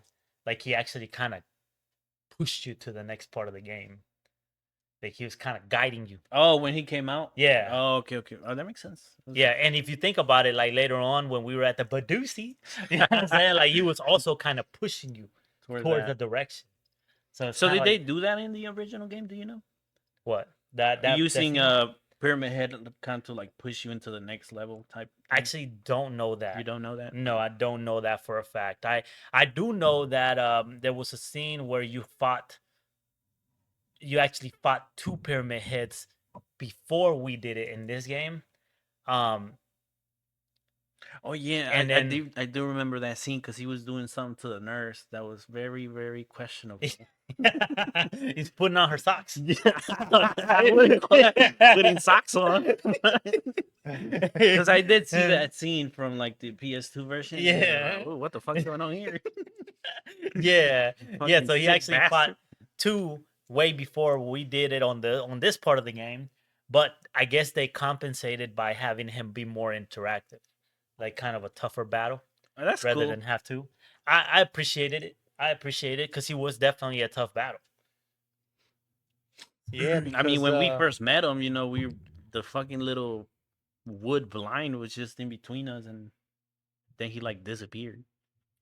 Speaking of which, the mannequins I mean, we've kind of run. There isn't a ton of enemies in this game. They just have them placed well, I think. And Well, you're right. There's not a ton of enemies, but they also develop them as we grow as well. You know, for example, what do you call the ones with the four legs? Are the those mannequins, yeah, the yeah, those are mannequins. the mannequins. Well, you know, you just see them and all they do is kind of, you know, attack, but then later on during the game they start Spider-Manning the walls, you know what I mean? Yeah, yep. They start crawling and then, you know, the same thing with the zipper guys, then they start spitting acid and then blowing up. So you start to see the progression of your enemies, you know what I mean? And then for example, even the nurses in the hospital, they start out with no weapons, and then they have a knife, and then they have a steel pipe, you know what I mean? So like the actual weapons, they get harder. I mean, not the weapons, but the actual enemies get harder as you progress through the story. Right. And that's actually what I was going to say next is that they don't have a lot of enemies, but they do have they have progression. Yeah. They have variations of them Yeah. of what we do have, you know. And Did you with- guys feel like they got stronger as we went, or no? oh yeah, Or did they Yeah. stay the same? I mean, like I said, the nurses pretty much can one shot you almost towards the end of the game with that knife. with the move. knife, but the ones Yeah. with the pipe, they were pretty much like stagnant, wasn't? They were what? Stagnant, like they stayed the same. I would say so. I mean, I think what we started seeing was more of them More of them. in one room. Okay. I think that's kind of how they empowered them. And, they started Oh, putting okay. more in one Right. room. And I mean, Chewie would know, bro, because he got his ass beat multiple times. Multiple times. I got whoa. Let's rephrase that. I got my ass beat a couple times, yes, but I got jumped more than I got my ass beat. I got jumped all the time. It's still an ass beating. Yep. You still got that ass It doesn't matter how beat. you put it. Yeah, so I happen to have also the privilege of being the person in the game that got jumped the most. For some strange, it was such a weird thing because it almost didn't matter at what point we switched controllers, and we didn't do it like religiously at the same times. It was random. You know, we even had times when we came in and like it was another person supposed to be playing, but somebody else played. Yeah. And so it somehow I ended up getting most of the jumping ones, and my boy MV over here got the walking simulator, and I was like, what the fuck? You got a little bit of both. Yeah, he was balanced over here, and yeah, my man's over here did pretty much all the exploration. I picked up all the bullets. Yeah, That Chewie got to use. towards the end, because I was actually very conservative of the bullets until towards the end. I think we all were though, right? Yeah, we For were all the trying to, most you know, part. we were all trying to save the bullets. Yeah, everybody knows the KP used the most bullets. I did. I love that shotgun. But hey, I love the shotgun too because it definitely helped me out in those jump scenes. Man, don't even get me started on the weapons. But yeah, so we had the I believe they call them slithers, I believe. And correct me if I'm wrong, guys, in the comments, because I cannot remember the name of those enemies, which is the first ones you encounter, with the no arms. And I think the nurses were called bobbleheads, right? Bobbleheads. I'm pretty sure. They were just nurses. Yeah, I think they were just called nurses, man. Bobbleheads, bro. Bobblehead. Yeah, Bobble. I mean, you did see them fucking over there twitching and shit. But so we had them, the mannequins, and their different variation, which at later on in the prison time, I think is when they started climbing the walls and shit. And then we had the lips. The what are they called? The Yeah, lips. yeah, that's what they were called. They were called something lips. Were they for real? Yeah, yeah. Well, I mean, Like, they pulling your leg. definitely had lips. So Yeah, that was a weird creature, man. that like, was for a real. weird. Yeah, ass that was creature. you sick bastards at Bloober. What? Konami, bro. Yeah, this Oh, is they before- said it before, all. yeah. My bad. They just- Fucking sickos. They just Yeah. put lipsticks on them. Yeah. That's all Bloober did. Oh shit! But How did you come up with that? Yeah.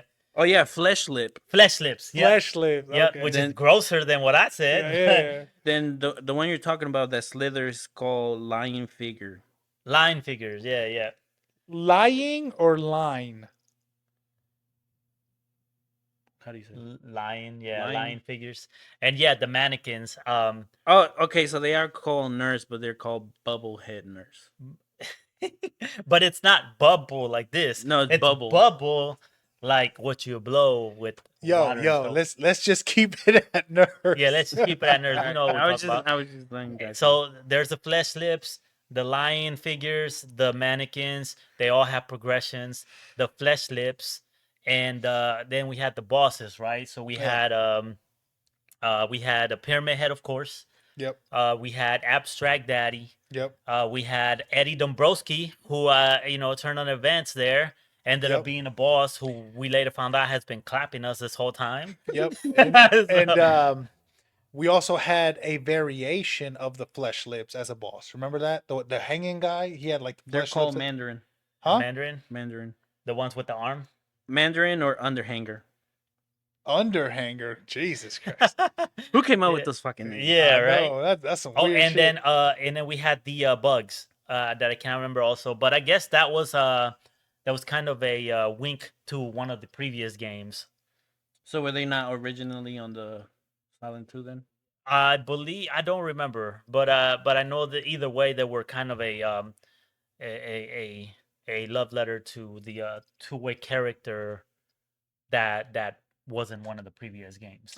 And what about Mary? She became Maria. She became a boss. Yes, that was another turn of events that was a surprise. And towards the end of at the end of the game, she ended up being our final boss. hmm So yeah, I guess he was obsessed with your boy. And I do want to point out that would be the second time we clapped our wife. Yeah. Damn. Damn. 30 years of marriage and only twice. God damn. Well, actually, we don't know how long they were married, right? No, it doesn't. No. say. I don't think they ever touched that subject. Guess get 30 years. Where'd you get that number from? But yeah, so not a lot of enemies, but I did appreciate how they used what they had. hmm They did the variation thing, and then they did the as we bring on, they put more of them in the room that made it more difficult Yeah, to because kind of deal with them, the man. prison we had a bunch of the mannequins. A bunch of the mannequins. Oh, and yeah. They actually got Man. overwhelming at some point. Yeah, they were like every corner jump scaring the shit out of us. So They were. yeah, they were. It was funny because I think later on the stages of the game when we started looking for them, we actually started seeing when they were going to their hiding spots, and I thought that was funny. That was hilarious to me. Yeah, they were just minding their own business, walking towards their hiding spot. That was a little silly. Yeah, that was cool. But yeah, so we had location wise, we had Blue Creek Apartments, we had Woodside Apartments, we had the hospital, which was really cool. We had the prison, the historical museum, The pool. the labyrinth, the bull, The pool. the pool. Was that part of the hospital? That was part of the That was hospital. part of yeah. the Oh, hospital? Yes. I thought it was the wrong thing. Yes, that was part of the hospital. Where did we end up? Was it the labyrinth? We ended up in hell, man. Yeah, because he just kept jumping. Yeah, 'cause he just kept- kind of kept going down. Yeah, there's multiple scenes, man, where you just jump into these really long black holes, and then you just wake up from diving in. The concussions, no? Yeah, well, I mean, hell, we don't know how deep they ran because it was just a random hole in the ground that he, for some reason, decided to jump in.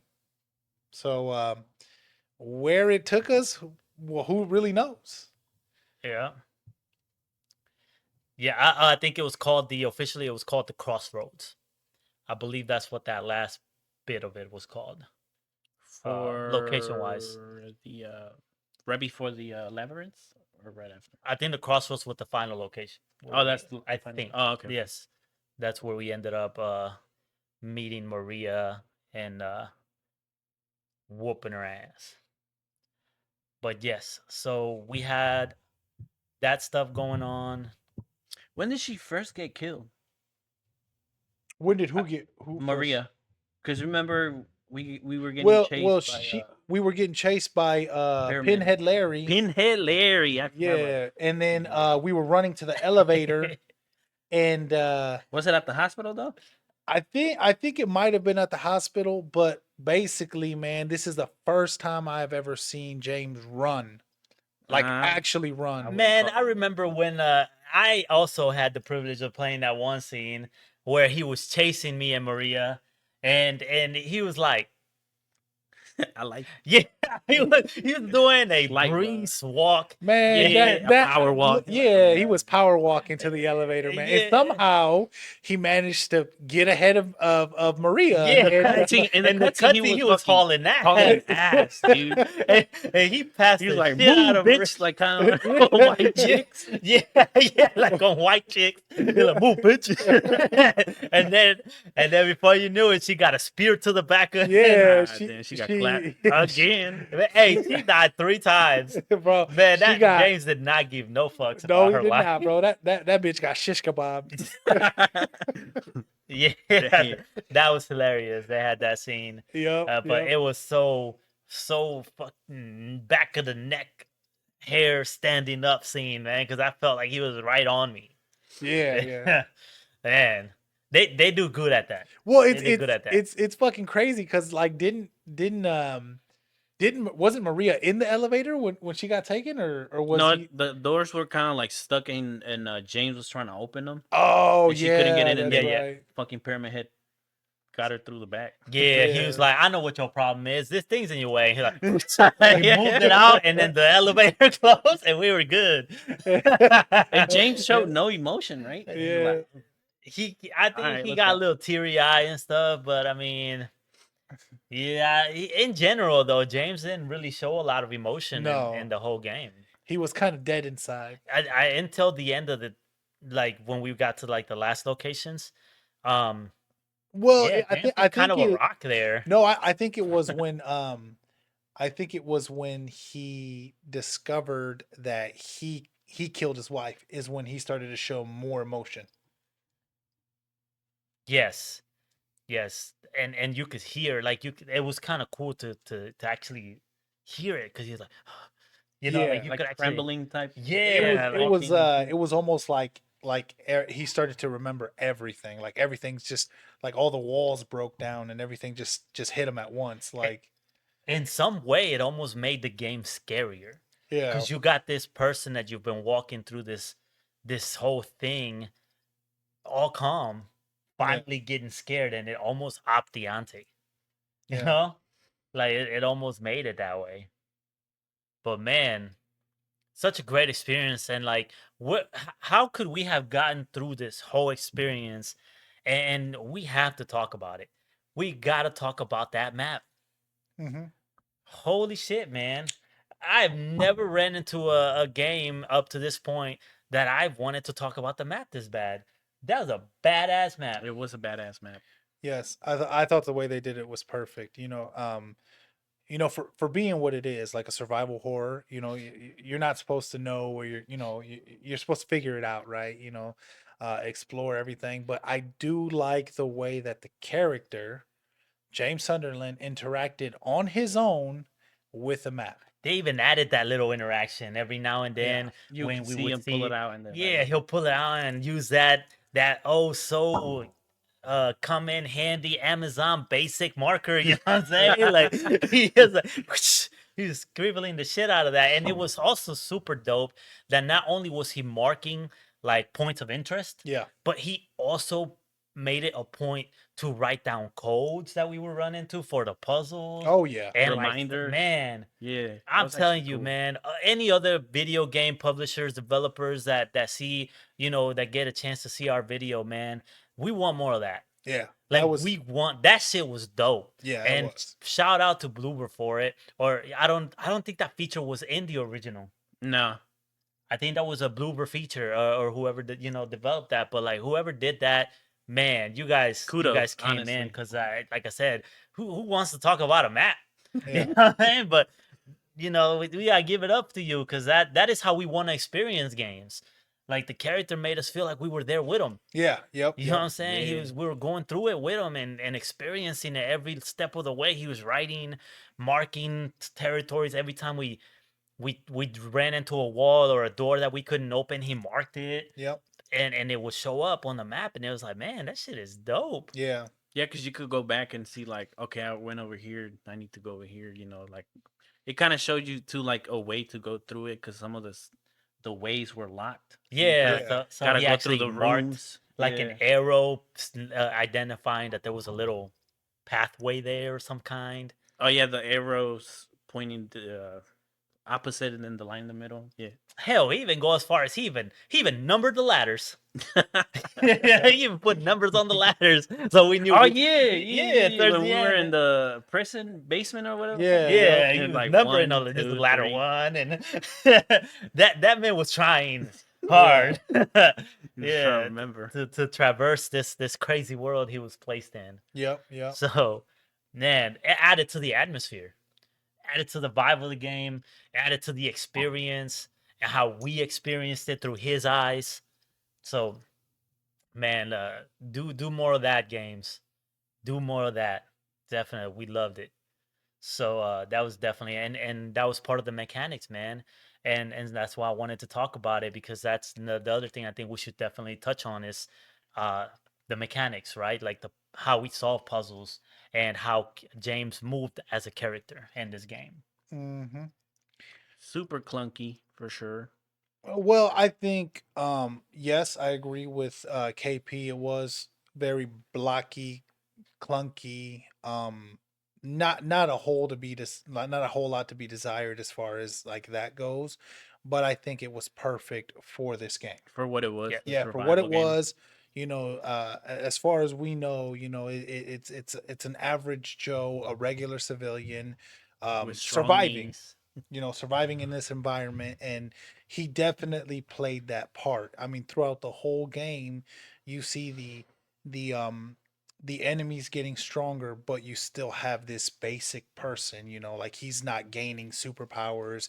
He's just a person, and all he's trying to do is survive. So once again, it is very clunky like we talked about, but it is perfect for this environment, for I'm- this game. I mean, shout out to Resident Evil 4. That's one of my favorite games, in the horror genre. Shout out to Resident Evil 4 and Leon as a character. And I just want to use that as kind of an example of what kind of playing off of what you're saying is that Leon was a special ops Yeah, character. he had So, training. yes, he had training under him. So in that game, he definitely played at it. Like I think he had a gun right off the gate. Yeah, He had a gun and like he knew how to move around and dodge and all that stuff. And we played this game with Silent Hill. He's not that. So he knows how to dodge, and we know he knows how to dodge because at the end of the game they gave us our stats and we were in the thousands. We dodged the shit out of yeah, we were dodging everything.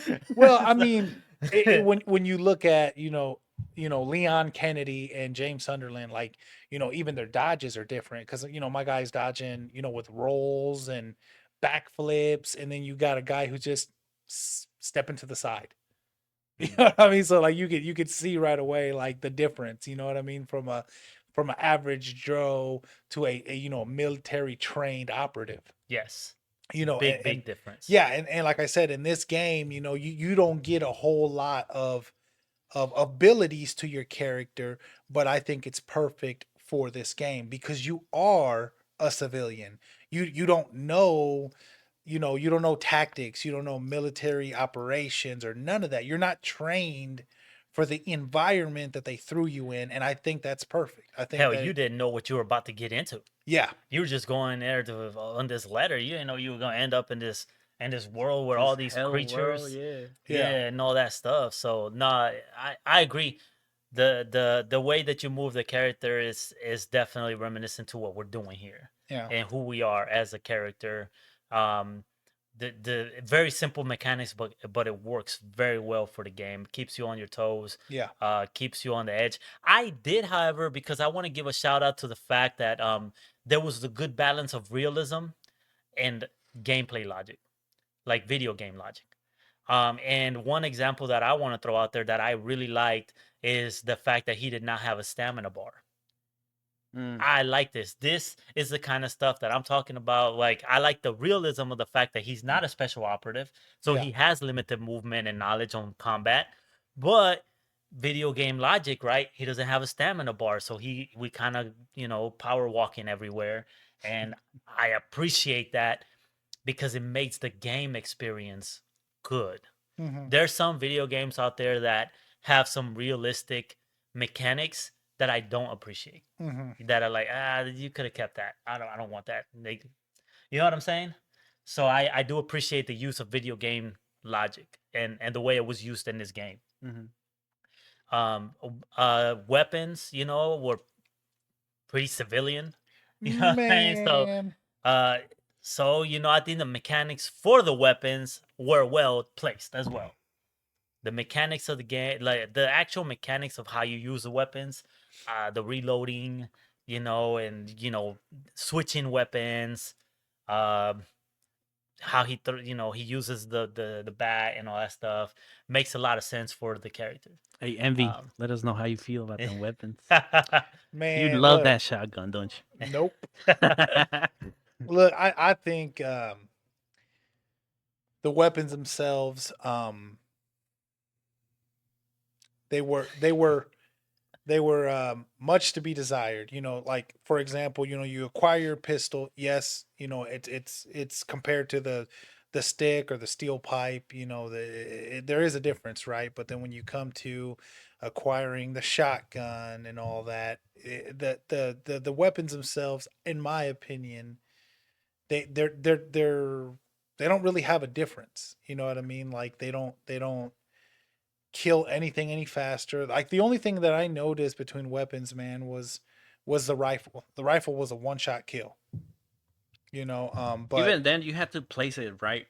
right, right, you had to get him right in the kidneys right, you know what I because mean. it wasn't always a headshot. No, it wasn't always. Sometimes a it was headshot. on the It was stomach. like a random ass part. It was Yeah. like yeah. the So torso. I so was like, what? so in my opinion, man, like you could essentially run the whole game With the pipe. with your basic weapon with your pipe, and it really didn't they did very minimal for the weapons because they didn't have like a sort of like damage meter. Even with the shotgun, man, I thought the shotgun was just as useful. And in most games, the shotgun has more power. Mhm. But in my opinion, the shotgun dealt the exact same damage as the pistol. Or even you could even say that you could kill somebody faster with the pipe than the shotgun. I wouldn't argue your point with that in itself. The only thing I would say is with the weapons is that the biggest difference that I saw upon using them is the fact that like when I did get jumped, the shotgun was the most useful. I think it maybe not so much in power difference, but I think more the fact that it had a spread, right? Kind of like push them back off. Yeah, it did Okay. give you that like breathing room. It did Mhm. help with crowd control. So I had an appreciation for the shotgun for that reason. But yes, I do believe that you can get through the entire game with just the basic weapon, which is either your wooden stick or your Pistol. pipe. And the reason why I say that is because I believe that's actually a challenge to Mhm. go through the entire game without using any of the guns. Well, So- I wasn't lucky enough to experience one of those jump scenes, but I was there to watch you kind of, survive it. And yes, you did use your shotgun to kind of what's it called, put some distance between you and the group of enemies, but I also saw you, in that same instance, pull out the pipe and defeat the rest of the enemies. Like so for me, it was kind of like, well, why didn't you use the stronger weapon to destroy the rest of them. No, you chose to pull out the pipe and finish them all off. So that to me kind of means that like when you're comparing weapons, the pipe and the shotgun have the same caliber of damage. Of damage, like I said, yes, Yeah. probably. We Yeah. don't know because there's no way of knowing. Like Right, they don't have right. actual health bars or stats for the weapons. So there's Yeah. no real way to know that. But, like I said, I still had an appreciation for what I could do with them. Yeah. And part of the reason why I did use a pipe on those scenes is because of the conservative side, right? Where I was like, I don't really want to. I was kind of in conflict with Yeah. myself and like, man, I kind of don't want to because I want to leave it for a boss fight or something. Yeah. And You know, uh, and you know, to kind of go back to when we talked about how we like the way they introduced the weapons, how we acquired them in a format. You know what I'm saying? Like it was also said about like the same thing could be said about when they introduced the pistol and then the shotgun and then the rifle. We were kind of excited to get these weapons, and then they were kind of like, eh, you know You what I rely mean? more on the pipe Yeah, than like cuz anything else. cuz like if you see our videos, our gameplay, our walkthroughs, you can even see us like using the pistol to shoot them in the kneecaps, and then we would run up and finish them with the pipe. So for me it was kind of like, eh, you know what I mean? Like you could really just go through the whole game with the pipe and be okay. You know what I mean? yeah, you So could. so it was very disappointing in receiving these weapons, and like they were you know what I mean? They were like I can just leave these in my back pocket and use the pipe. You know what I Well, mean? like I said, you can, and I think it also relies heavily on the fact that this is a very narrative-driven game. Yeah. So it didn't really focus a lot on the RPG level aspects of a game. So yeah, like I said, there's no real way of knowing. The one thing that we did notice was the rifle did have more oomph to it, Yeah. you know. But besides that, yeah, for the most part, you can get through the game with just the pipe, as it's a challenge. So it is confirmed that you can do that. And by the way, that does cover all the weapons. Yeah. It is the stick, it is the pipe later, because I think we Well, you break the you stick. lose the Yeah, stick. you lose the You stick. you trade it for the pipe. Yeah. Oh, we ended up using it to close the door, Yeah. and then Yeah. behind us was a car with a pipe sticking out, I believe. Yeah. And Which I thought for me that was a little like of a letdown of how you acquire the pipe. really, I just didn't like the way Well, they gave it that to you. that goes to my earlier point, man, where I think like, just a random stick laying on the ground, a random pipe. I believe Angela gave us a knife that we never used. So like for us to, walk through this world of just like me, I would think just like a bunch of random weapons laying around, and we just used two. You know what I mean? Like it was just that. It was I think they could have done a little something better with the weapons, maybe gave us the ability to trade the weapons. yeah. You know what I mean? But they really didn't do that, and like I said, there was a scene where Angela, we take a knife from Angela, and it kind of resembles the Michael Myers knife, a big ass kitchen Well, knife. that's the knife that she used to kill her family. Yeah, so we got our knife in the pocket, and we just don't utilize it. You know what I mean? And like I said, even during our gameplay, we just really don't utilize the weapons, and we just kind of stick with the old reliable, the pipe. You know what I mean? So it Good kind of, old pipe. to me, it kind of sets the bar for the weapon there. But it was kind of disappointing the way we got the guns, and they were just kind of bland, in my opinion. Yeah. I wish we could have experienced the chainsaw Yeah, unfortunately, the chainsaw is only something you get on after the New the Game New Plus. Game Plus. Yes. Which I only got to see a little bit of a clip of somebody using it to kind of see what it looks like, but other than that, yeah. Was it disappointing? Yeah. Well, see, that's the thing though. Like, I don't feel like it was a support. It wasn't to me. I expected it to play a narrative experience, and it's what I got. And like I said, if they would have focused on the RPG elements, I think it would have been a different game. I think it would have It would been have taken almost away like from the whole mystery, the trying to survive survival game. it would have taken from something.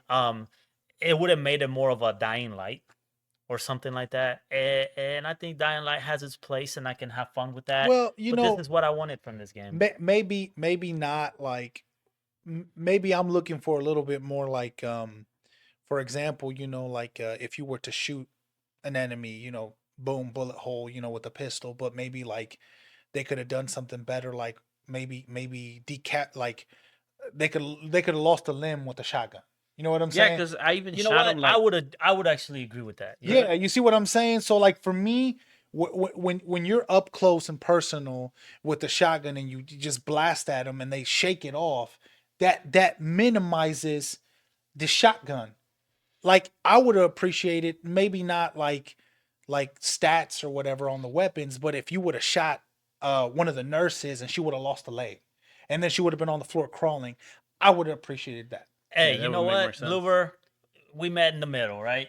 Yeah. I can agree with that. I think we would have see we can. Hey, if you guys make the next game, maybe something to keep in mind. Yeah, I would So, have really appreciated that, meet and in the maybe middle. maybe the rifle could have been the one shot kill. The shotgun could have been like the one that you could lose the limbs, and the pistol would have just been bullet holes. And that's what I was Fair referring enough. to. That's what Okay, I was yeah, that referring makes to more sense. when I look at the weapon system, man. I was like, you don't see anything. It's just bland. Yeah, I mean they get bloody, but I think aside from that, yeah, you don't really see anything else, at least visually. And because there's no way of really knowing how much damage you're Yeah. doing, you don't see that aspect of it. But yeah, that does cover the weapons. Like I said, it is the stick, the pipe. We later get the handgun, and then we get the shotgun, and then we finally get the rifle at the Right. prison. Yep. We do got like I think the handgun had a little bit of a puzzle to get to. It was in a locker room, I believe, with a combination lock, and then the No, shot. the handgun was in somebody's apartment. Remember? Oh, it was when it We. even had part of the story where it said that the guy was shooting shots Yeah. at the Yep. ceiling or something, Oh but yeah, there was no yeah, Yeah. bullet yeah, yeah. marks or something like So that. it was Yeah. one of the Yeah, first buildings that we went into, right? yeah, The okay, the yeah. the rifle was in the Rifle, no, prison locker room. the shotgun was in the nurse locker room, Yeah. Yeah. and then the rifle was in the warden's office with a lock in there. Yeah. So yeah, that is how we acquire the weapons. They are kind of spaced. Mm-hmm. They're a little bit spaced. We don't get the rifle until pretty much the prison, which is like right before the last Yeah. Towards the location. end. Yep. So we didn't actually experience the rifle too much. Yep. And Um, I would suggest to use your ammo wisely. We sure did. I mean, Yeah. we were using that pipe, man. I Yeah. mean, my man was over here threatening with with the pipe. Piper Yeah, down. everybody gets the pipe. No prisoners. Gotta go get that. I'm about to lay that pipe. Yeah. So that was pretty funny. Yeah, no, within that definitely ties into the mechanics of the game. I do like how you use them though. Like he had like the movement and action and all that stuff with it. But speaking of that, the puzzles. I don't think that we can I don't think that we can't talk about the puzzles. Well, You know? if we when we get to the puzzles, man, I think they did a great job. And I'm not gonna go too crazy into details about the puzzles because I will tell you that they did put a lot of thought into them, and no puzzles is the same. Every puzzle you encounter is different. I think they have similar aspects. Hmm. But no, but they definitely have something that makes them all different. All unique. Yeah, all unique. They're not all, combination, some are find the keys, but like the process in which you get them, they're all different. You know what I mean? And it's like an adventure for every single one. You got to pick up an Yes. apple, you got to pick up a wristband. A rotten apple. Yeah, rotten apple. It's very like you got to pick up coins, you got to pick up rings. And you pick them all up from the nastiest places. Yep, yep, A yep. toilet. Sometimes you gotta like figure out a puzzle to get to the next puzzle. Sometimes you gotta look at a mirror. You remember that one we were in the library where we had to look at it reversed and put Yeah. it on the bookshelf. So Oh yeah. Yeah. yeah, so even something as simple as that was a little confusing for us because we didn't even get it Yeah, on the first we try. definitely got stumped on some of Yeah. them. Like had to look at the ceiling and the wall Yeah. to count stuff, and I think we got stuck in one room where we kept getting beat up by those little bugs. And we couldn't Oh figure yeah, out how yeah, to get out of that little yeah. room, Yep. and that stumped us. So if you see our gameplay videos and it's like 30 hours, it's because these puzzles definitely held us back. Yeah. So we definitely got stuck in some of these. The labyrinth with the twisting and the Rubik's cube thing Yeah. that was confusing a little bit, and but yeah, no, the cool thing about it is that like this time around the puzzles they did cut out some puzzles from the original game, Mhm. but they also elongated or moved places other puzzles. Um just because of the ability that they had to where before they kind of try to condense it into like a small room and you would be able to solve the puzzle within that room, and just the ability that now the PS5 hardware or whatever other system that is current has that power where they can actually go all the way across, and you can come back and you don't need loading screens everywhere. So they use to their advantage to make the puzzles larger, Mhm. which is another thing that was cool because before you had to get when you got out of a room it would have to load, and so one of the cool things that they were able to do with this remake is that because you didn't have to do that, now the enemies could chase you further. They could go into rooms with you and stuff. Also, And on the original, they just stayed in that room. they just stayed in that location. Oh, that's actually nice. Yeah, so Mhm. that was a kind of a cool addition to this game that they can actually follow you and stuff because, well, the hardware is better. And they do follow you. Yeah, they do. Yes, they surely do. Like I used to use the nurses squeeze to them little guys. So they do have that little animation in there. Oh, when they will crawl up the freaking window, the ones that Oh yeah, the slither? ones that were slithering with their face down on the wall and stuff Yeah. like that. Or that one that did. I don't know if you guys remember in on the one gameplay where he dropped all dramatically like that, and then he's like, "Where the fuck did he go?" And he ended up going up underneath, like because there was like a cabinet there, so he just dropped, and we just saw him disappear. Oh yeah. But he Yeah. actually ended up going to the other room because there was a little space on the ground. I do remember that one. Yeah, shit was dramatic as F. So, what was you guys' favorite puzzle overall? Well, I would say, um, man, what would be? Bro, I'll tell you Yvonne's, bro. It was that music box. I mean, how could it not be the music box? That puzzle was so mysterious. We don't even know where the key came from. Where I went through the fucking gameplay. I still don't know where we picked it up, bro. Hey, bro. Damn, bro. That puzzle was so tough. Yvonne almost went home. Yeah. Oh, damn. man. No, that was cool. That was cool puzzle, anyways. Yeah. Getting the little figurines, for the music box, and then figuring out their little Their stories path. and change. Yeah, so they could dance around and get to their correct door and stuff. I actually was gonna say that was that's definitely top, top three for me. Or Would be that. the hangmans in the prison that Excuse me? pitch black yard. The thing about that puzzle is that did we get it right? I mean, because No. We did get it right. yeah, Yeah, we did get it right. We did get it right. Yeah, because what that puzzle was gonna do, it was just gonna, like, if you didn't choose the right one, it was just gonna drop you to that cell where you fought the nurses and the mannequins, yeah. and then you would come right back up. So Mm. you did it right because we dropped all the way to where we were supposed to be. So we But could did it continue the matter story. where we placed the plates? That I don't know, but we did do it right. Yeah, because that's the part that I'm still like, Yeah, I'm still man, confused I on don't that, think but we got the plates right. Yeah. But does it matter? Yeah. I mean, I kind of saw it as like, because the game has alternate endings, so I kind of saw that puzzle with the possibility of having a different ending, but who knows, right? Because Well, because we still don't know. when we dropped to one of the, or when it wasn't right, we dropped and got one of the weights, right? No, Or No, no, no, no, no, because we I thought already we did. had because the the way we weights, got the hangman was when we already had all the weights. yeah, Oh, okay, okay, the okay, okay. weights kind of unlocked that Yeah, yeah, yeah, hangman yeah. puzzle. Okay, okay. So Yeah.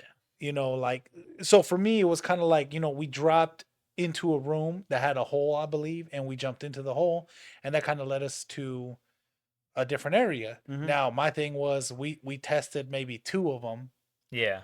and then that was it. But there was like what? There was like six or seven Yeah, options. So I there think was it, several. We were pretty lucky, I guess, yeah, to get that last right, right. So that's what I'm wondering. Like, could there have been a different room with a different hole or something like that, or maybe a different room with the door? Oh, by the way, viewers, if you guys maybe have an answer or know something, leave a comment. I would like to know. yeah, You about the know, plates, you mean? yeah, about the yeah, plates. but the Yeah, Yeah, plates. like did they matter? Because if they, we totally winged that shit. yeah. We We have do no totally winged idea it. if we got that shit right. Yeah, but Uh, that one was kind of one of my favorites, man. Because like to this day, we don't know if we chose the right one, right? So that was a pretty favorite one. yeah. And So for me, it was the moth ones, which I know it is not on the actual gameplay. 'Cause yeah, we unfortunately lost some of difficulties. that footage. But that was one of my favorites because it kind of like made you think, because you got to see through the wall to see how many moons you had or whatever it was. I don't remember, right? But you kind of had to count like how many of them The were. wings and Yeah, each the wings like little wings. dots. And And it was a pretty much set the pace for the rest of the puzzles and stuff. And it was a good one for me. Another one was the, like I said before, the hours, minutes, second. That was another that was actually a good puzzle for me. yeah, just the fact that it made you kind of go through the entire location, um, and just explore. It made you think too, like actually use the video game logic too. And it was a nice touch from Louver. Connected to story, because we had to pick up the pieces and then it was connected to potentially a scene or something that made you experience the game more. Mm-hmm. Yeah, no, most definitely. It was so many great things. I mean, even in the yard, even within the yard in the hangman area, I like I like the fact that you had to go the weight. Hmm. You had to place the weights in that scale to open the door and then go somewhere else. And then and that whole section of it was probably what I considered the scariest part of the game. Hmm. That whole prison section, it got darker, enemies got more aggressive. The stakes seemed to be higher. The music was on point. Well, wasn't it because like also when we fought the enemies and defeated them, they came back. Some did. Yeah, Yeah, and then some there, of It there them. was was there was random though. always people there. Yeah, there was definitely something there all the time, and the lights were you would turn them on and then they would turn off. Timer. Yeah, on a Yeah. timer. And then they just stopped working overall. Didn't even let you click them so that you can turn them on. And it was just Yeah, dark. so yeah, no, it was crazy. Um, so I would say that I don't want to say necessarily puzzle, but that section of the game was probably my favorite. Yeah. That entire section of it. Um, as far as puzzles go, yeah, definitely go and check them. Like I said, play the game. You'll definitely enjoy it. Play the Yeah. game. And just some fun facts here. Some of the pictures that we picked up along the way that were like mysterious pictures and stuff like that. They were actually connected to the puzzles that they didn't make the cut for this game, and they Mm. were like they kind of played a part of like the memories, like James' memory of having done that puzzle in some kind of alternative life or something like that. Yeah, yeah. That's kind of how they played on that, and I thought that was cool. That was like a nice touch, Like a like a wink. tip of the Yeah, hat yeah, yeah. Mhm. to the original game. So that was pretty dope.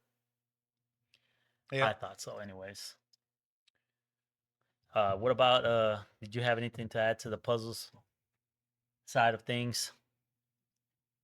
Yes, I did, and once again, viewers, if you guys did do like a second walkthrough, what I did notice is that when we started the game, it actually gave us a difficulty for the puzzles. So, Oh yes. yeah, that being said, I don't know if there were more puzzles if you chose a higher difficulty, or if the puzzles themselves just overall were harder to figure They were out. hard Like, to or figure they were out. more obscure, or did they Yeah, just or place more enemies in the area? right. So if you How are they harder and what format? In right, what because format? Like if you chose a higher difficulty, they would make you think more outside of the box. So you had different like they wouldn't give you as many clues. What you mean, bro? Some of them were whooping our ass. yeah, like I don't. That's what I'm saying. Like Yeah, some of us. they would make them even more difficult. They would like not give you all the clues or like hints to which they didn't even if That's what we I'm played the saying. standard version. Like we some of that stuff was like, for example, a combination. You know what I mean? Like, well, obviously we know we got to find numbers. You know what I'm saying? But like, damn, you know what I mean? If they wouldn't give us something, like, these puzzles would be unsolvable. Yeah, no kidding. Because some of them were even written in poetry style, Yeah. Oh Yep. yeah. and that I'm not a big like poet guy. Like I can appreciate the art, but because I don't know the lingo, it's like you got to think about some of the deep thoughts that are going into this stuff and what they're trying to say, and and all that stuff. Yeah, And because we got stuck on the radio one for a little bit because it was like towards the beginning, and they had the radio hanging up, and they had like poems written on the wall, and you had to read them to like look at another part of the wall so you could see the number, and it was just weird. yeah, like so I couldn't imagine playing it at a difficulty, higher Yeah. difficulty. I mean, like I said, our I think they said that the average playthrough for this game is like 16 hours, and I think we clocked in at like 24. Yeah. 20 So something. yeah, 20 something. So like some of them bad boys stumped the shit out of us. Yeah. So between that and And trying to exploring. explore Yeah. every nook and cranny, and somehow we still miss stuff, it's definitely a game that can take a lot of your time, and well worth it too. Well Yeah. worth it. Hmm. Um, so some random facts that I think I would like to touch on. I would say upon some research, and because not everything that I think from this point, and even throughout the conversations that we've had, not everything will be 100% factual, because there are things that we just didn't have enough time to research, or we didn't go deep enough into, as far as like the developers, what they actually confirmed and was not. um some of this stuff is not fact, right? And I want to definitely let you viewers know about that, because we would like to know that stuff, and if you are kind enough to drop a comment and let us know what we did get wrong, and maybe we can go back and kind of look through that, because I am very interested in this Silent Hill world. I would definitely do some more research on it. But yeah, some of the random things that I kind of came across is Mary's body being in the car in the beginning of the game. Hmm. And that was confirmed by the developer.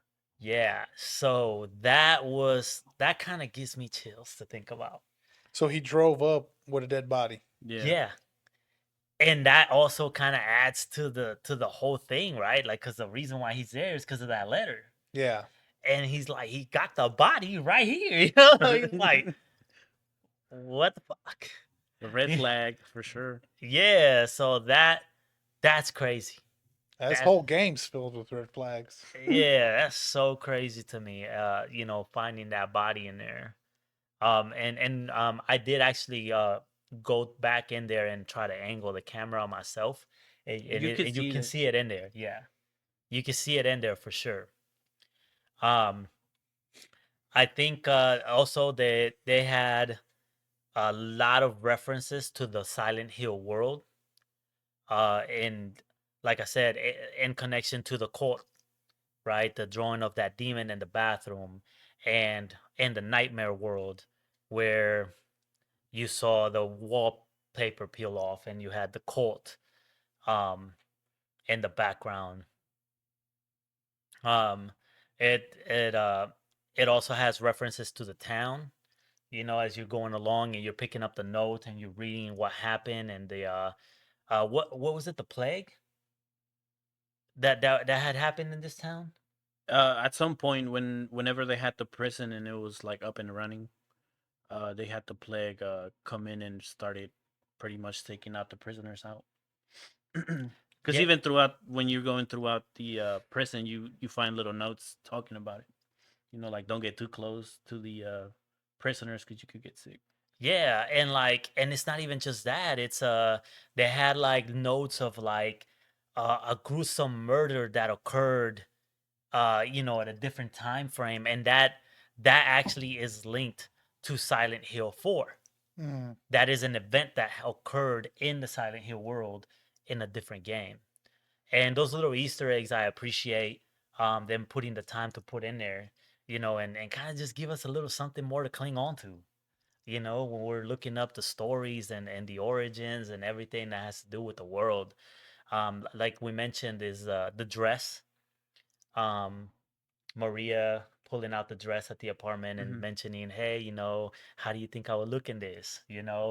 That was a nice little Easter egg. So I don't know. Um, Put it on. yeah, let's find out. Fucking blooper. Yeah, but the Easter eggs were pretty dope. I mean, Uh, if you know the backstory, then like it's a little tip of the hat, like you said, and it's actually it was nice. It was nice of Bloover to include that. yeah, most definitely. Is there any other Easter eggs that you may have come across that we haven't quite touched on? Because I know like the white van in the beginning it is supposed to be Eddie Dombrowski's, Hmm. and they kind of narrowed it down because of the food that was kind of scattered and how messy it was. And apparently, it's not just that, but there is a scene in the original Silent Hill 2 where Eddie and Laura were both chilling next to an identical van um, in that scene, and they were kind of just hanging out. And that's another reason why they linked, why the conspiracy theories, right, linked that van to being how They got there. Laura and Eddie ended up riding to Silent Hill together. mm. So So yeah, just the world, man. The world itself is so crazy. I definitely want to learn more about it. So overall, guys, what are your thoughts on the actual game? Well, how can I give it more praise? Like it was such a great experience, such a great experience, and um, everything from the gameplay to the setting, the locations, the atmosphere, the music, the voice acting. I don't think we talked a lot about that, but the voice acting was dope. Um, the story, everything kept me engaged the Mm-hmm. entire time. So I would say that yeah, my final thoughts are where's more. Mm-hmm. That's kind of my final thought. Like where's more? Give me more of that. I want Mm-hmm. some more of that. Well, my thoughts, man. Well, first and foremost, let me just throw this out there. It was definitely a great game. All right, but with any game, I feel like there were some pros and cons to the game. For example, the graphics were great. I think we can all agree on that, right? The graphics were on point. We can agree Yep. that the music, the suspense, the keep me on the edge of my seat, that was definitely there for a horror survival game. That aspect was there. The enemies were gruesome, which is perfect for a horror game, you know. Um, but there was a couple of, downsides to it, like, and like I said, this is a great game. So to me, these are stuff that I noticed, but I think they're very minimal, like the weapon system. You know what I mean? I thought that was very minimal.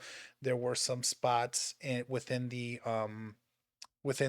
setting, for example, like that small little kind of gate that they had that we couldn't go over because it was like an invisible wall of Oh like Oh yeah, yeah, the yeah. illusion. invisible walls were real. I Yeah. mean, it was definitely a guided experience. Yeah, but what I'm trying to say is that um the developers definitely did a good job of kind of creating the illusion that you couldn't go there with like massive holes in the roads, or like that those big white, towers that we couldn't go past, a locked door.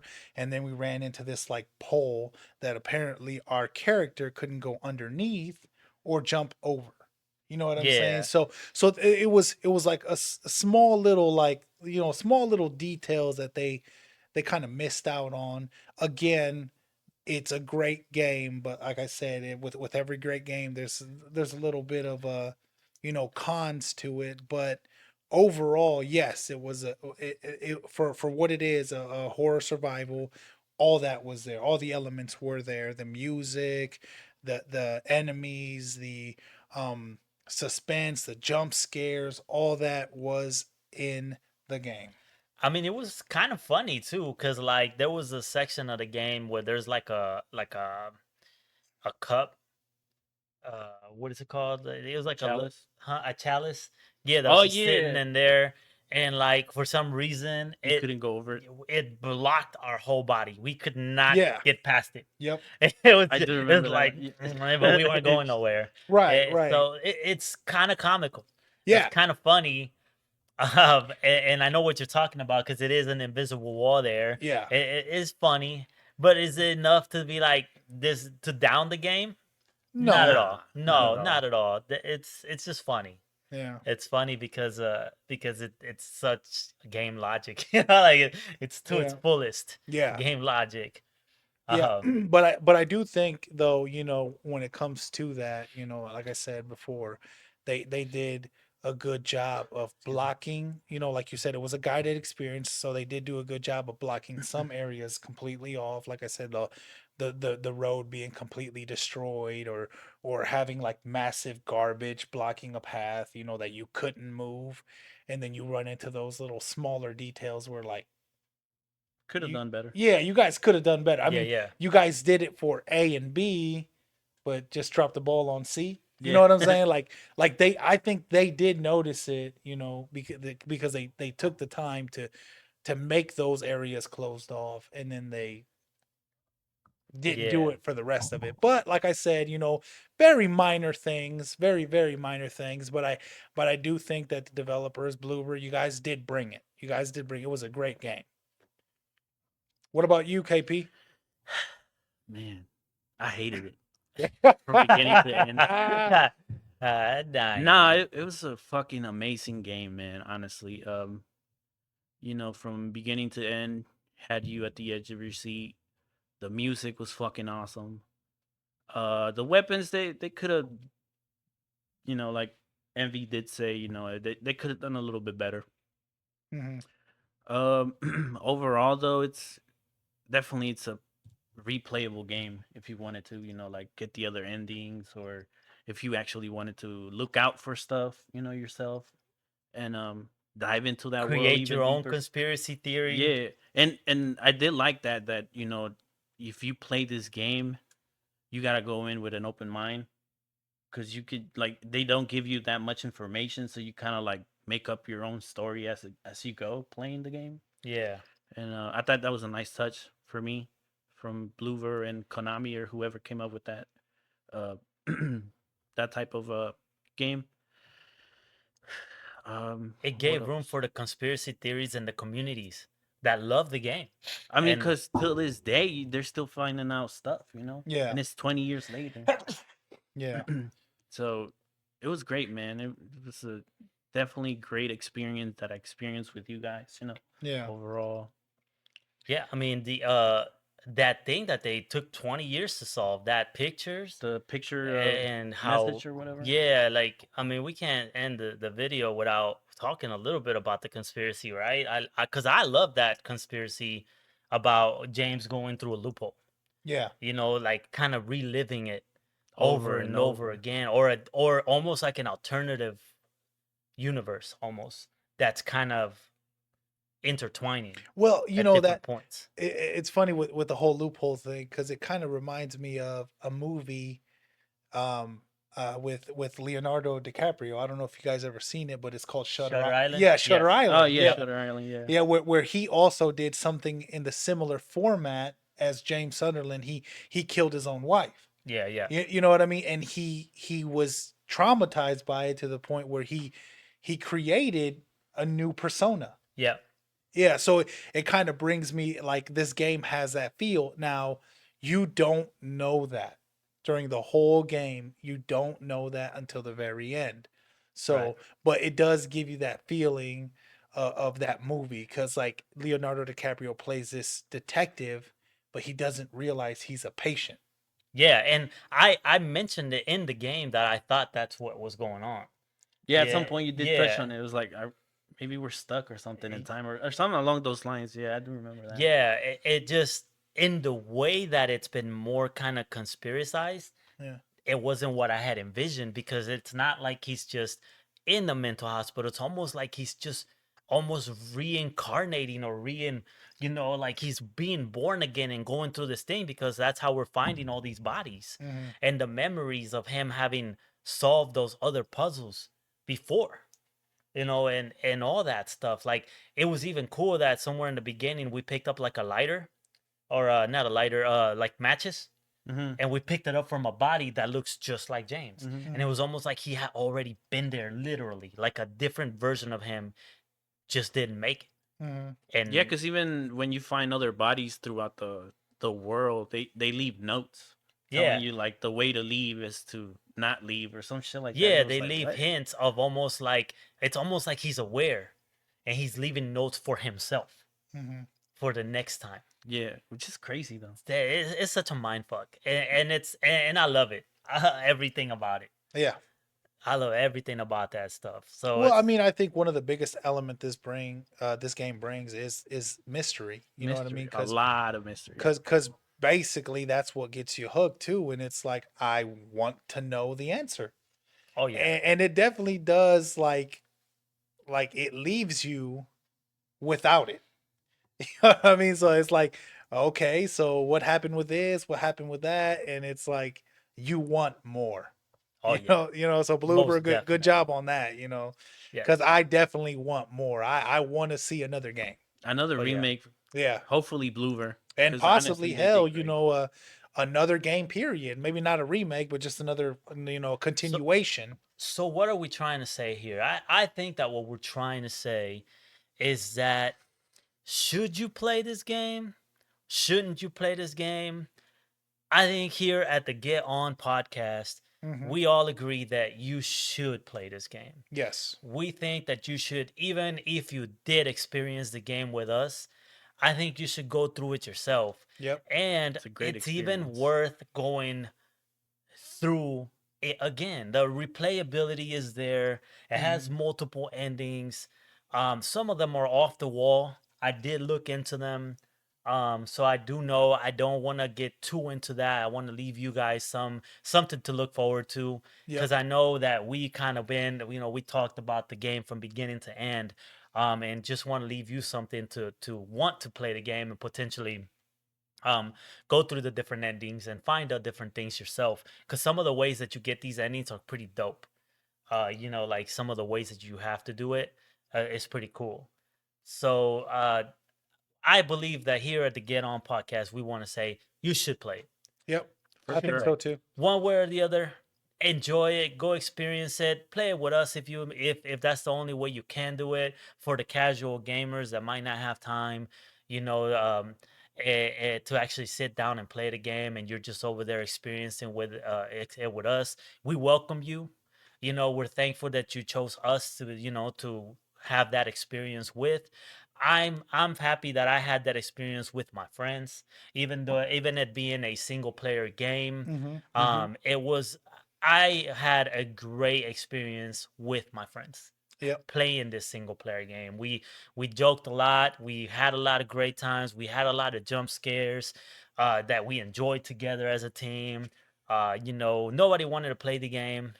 Funny enough, passing the controller was an issue, but no, it definitely play it with your friends. You know what I'm Yeah. saying? I think you'll figure out or you'll find out what I'm trying to say here if you play it with your friends on a couch, and just get some pizzas or something and snacks and Hmm. and just Just play the dive game. into Get it. some of these bad boys.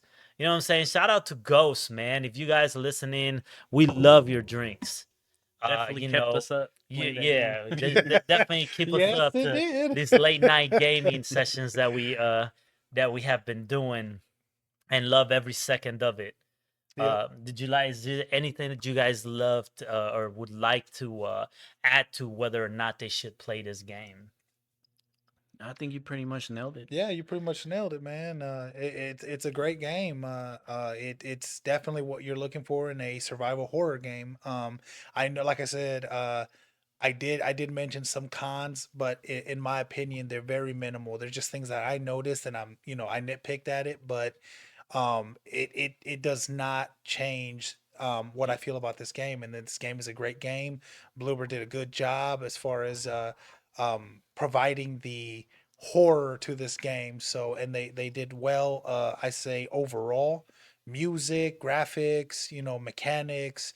And the fact that you can immerse yourself in this world with this character was definitely spot on. The puzzles were on point. They definitely gave you the feeling that you were there.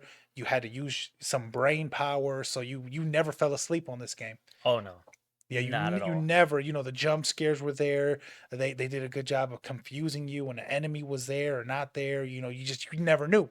You know what I mean? So you were very, very involved in this video game. Very Yeah, attentive. it dragged you in. It sucked you in. It had enough mystery to get you to want more. So just great job, Bloober. Great job.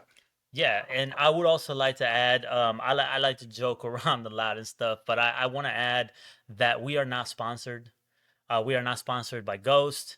We are not sponsored by Silent Hill, Konami, Bloober, or anybody in this video. Very much would love to be sponsored for sure, but we are not. And we just want to give a shout out to them for the great effort that they put into this. You can tell that they really came in and they Mhm. they show love to this game. Yep. Like I said, They did it justice for sure. Konami did a good job picking Bloover. Bloover did a good job executing what needed to be done here. They showed love to to uh to whatever this game had to be for it to be. Yep. Um, but yeah, so I wanted to throw that out there. I wanted to give a shout out to Silent Archives. That is one of the places that I got my information from. Some of that stuff that I would mention here, like the conspiracy theories and stuff like that, I got from Silent Archives. So shout out to them. If there is anybody that I forget to give a shout out to, um, there will be links in the description to their channels or where I got the information from. There will be shout outs on the descriptions also, even if there isn't a link, just to give you guys some love for, doing that research and putting in that work for us to be able to draw from.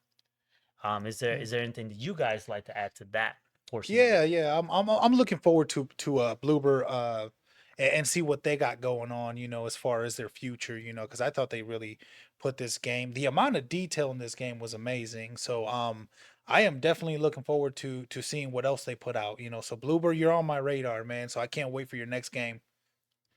Yeah, definitely looking forward to their next game because I did like the Silent Hill 2. It was a great experience overall. So hopefully they pull out some good titles from now on.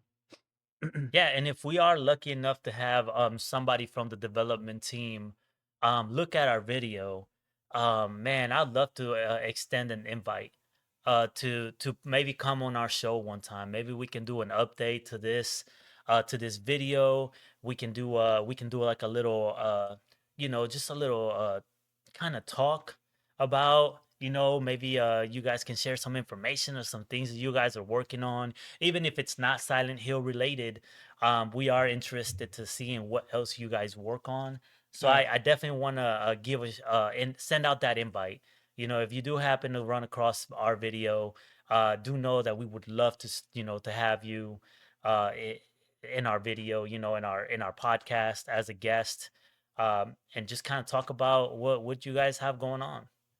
Mhm. I'm also looking forward to whatever else you guys got going on. Like my boy MV here said, I you are on my radar as well.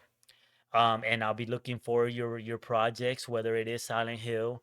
Now, I do really hope that I almost hope that you guys remake all of them, because I haven't played any of them, and what you guys did here and how much I enjoyed the experience.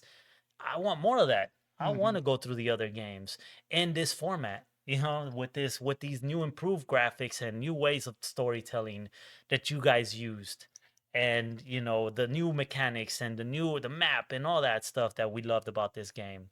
So I'm looking forward to whatever you guys got going on. I'm looking forward to Konami making more great decisions like this. When they chose the development team to go forward with this and potentially reviving this Franchise. yeah, this franchise for us. Mhm. If Silent Hill F is a thing, know that we're gonna be checking it out. Mhm. We're gonna be there. We're gonna be checking it out, and we're gonna be supporting, because we're gonna be supporting this franchise and this game and the developers that did this, because we want to see you guys succeed more, and continue to bring us these great experiences. Mhm. That being said, guys, our viewers, all I got to say is go play this game. And if you already have, man, you guys want to leave a comment, uh, feel free to do so. But this is your boy Envy. This is Brown Ink. This is KP. Thank you guys for joining us.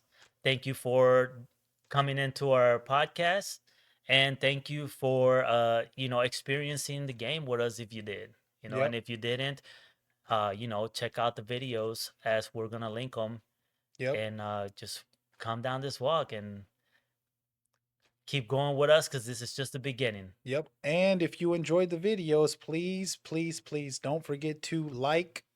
Comment. Subscribe. All right. This is us signing off. All right.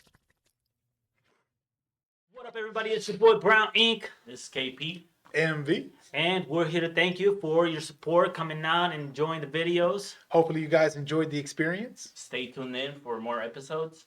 Don't forget to like. Comment. And subscribe. And this is us signing off. All right. Oh, shit.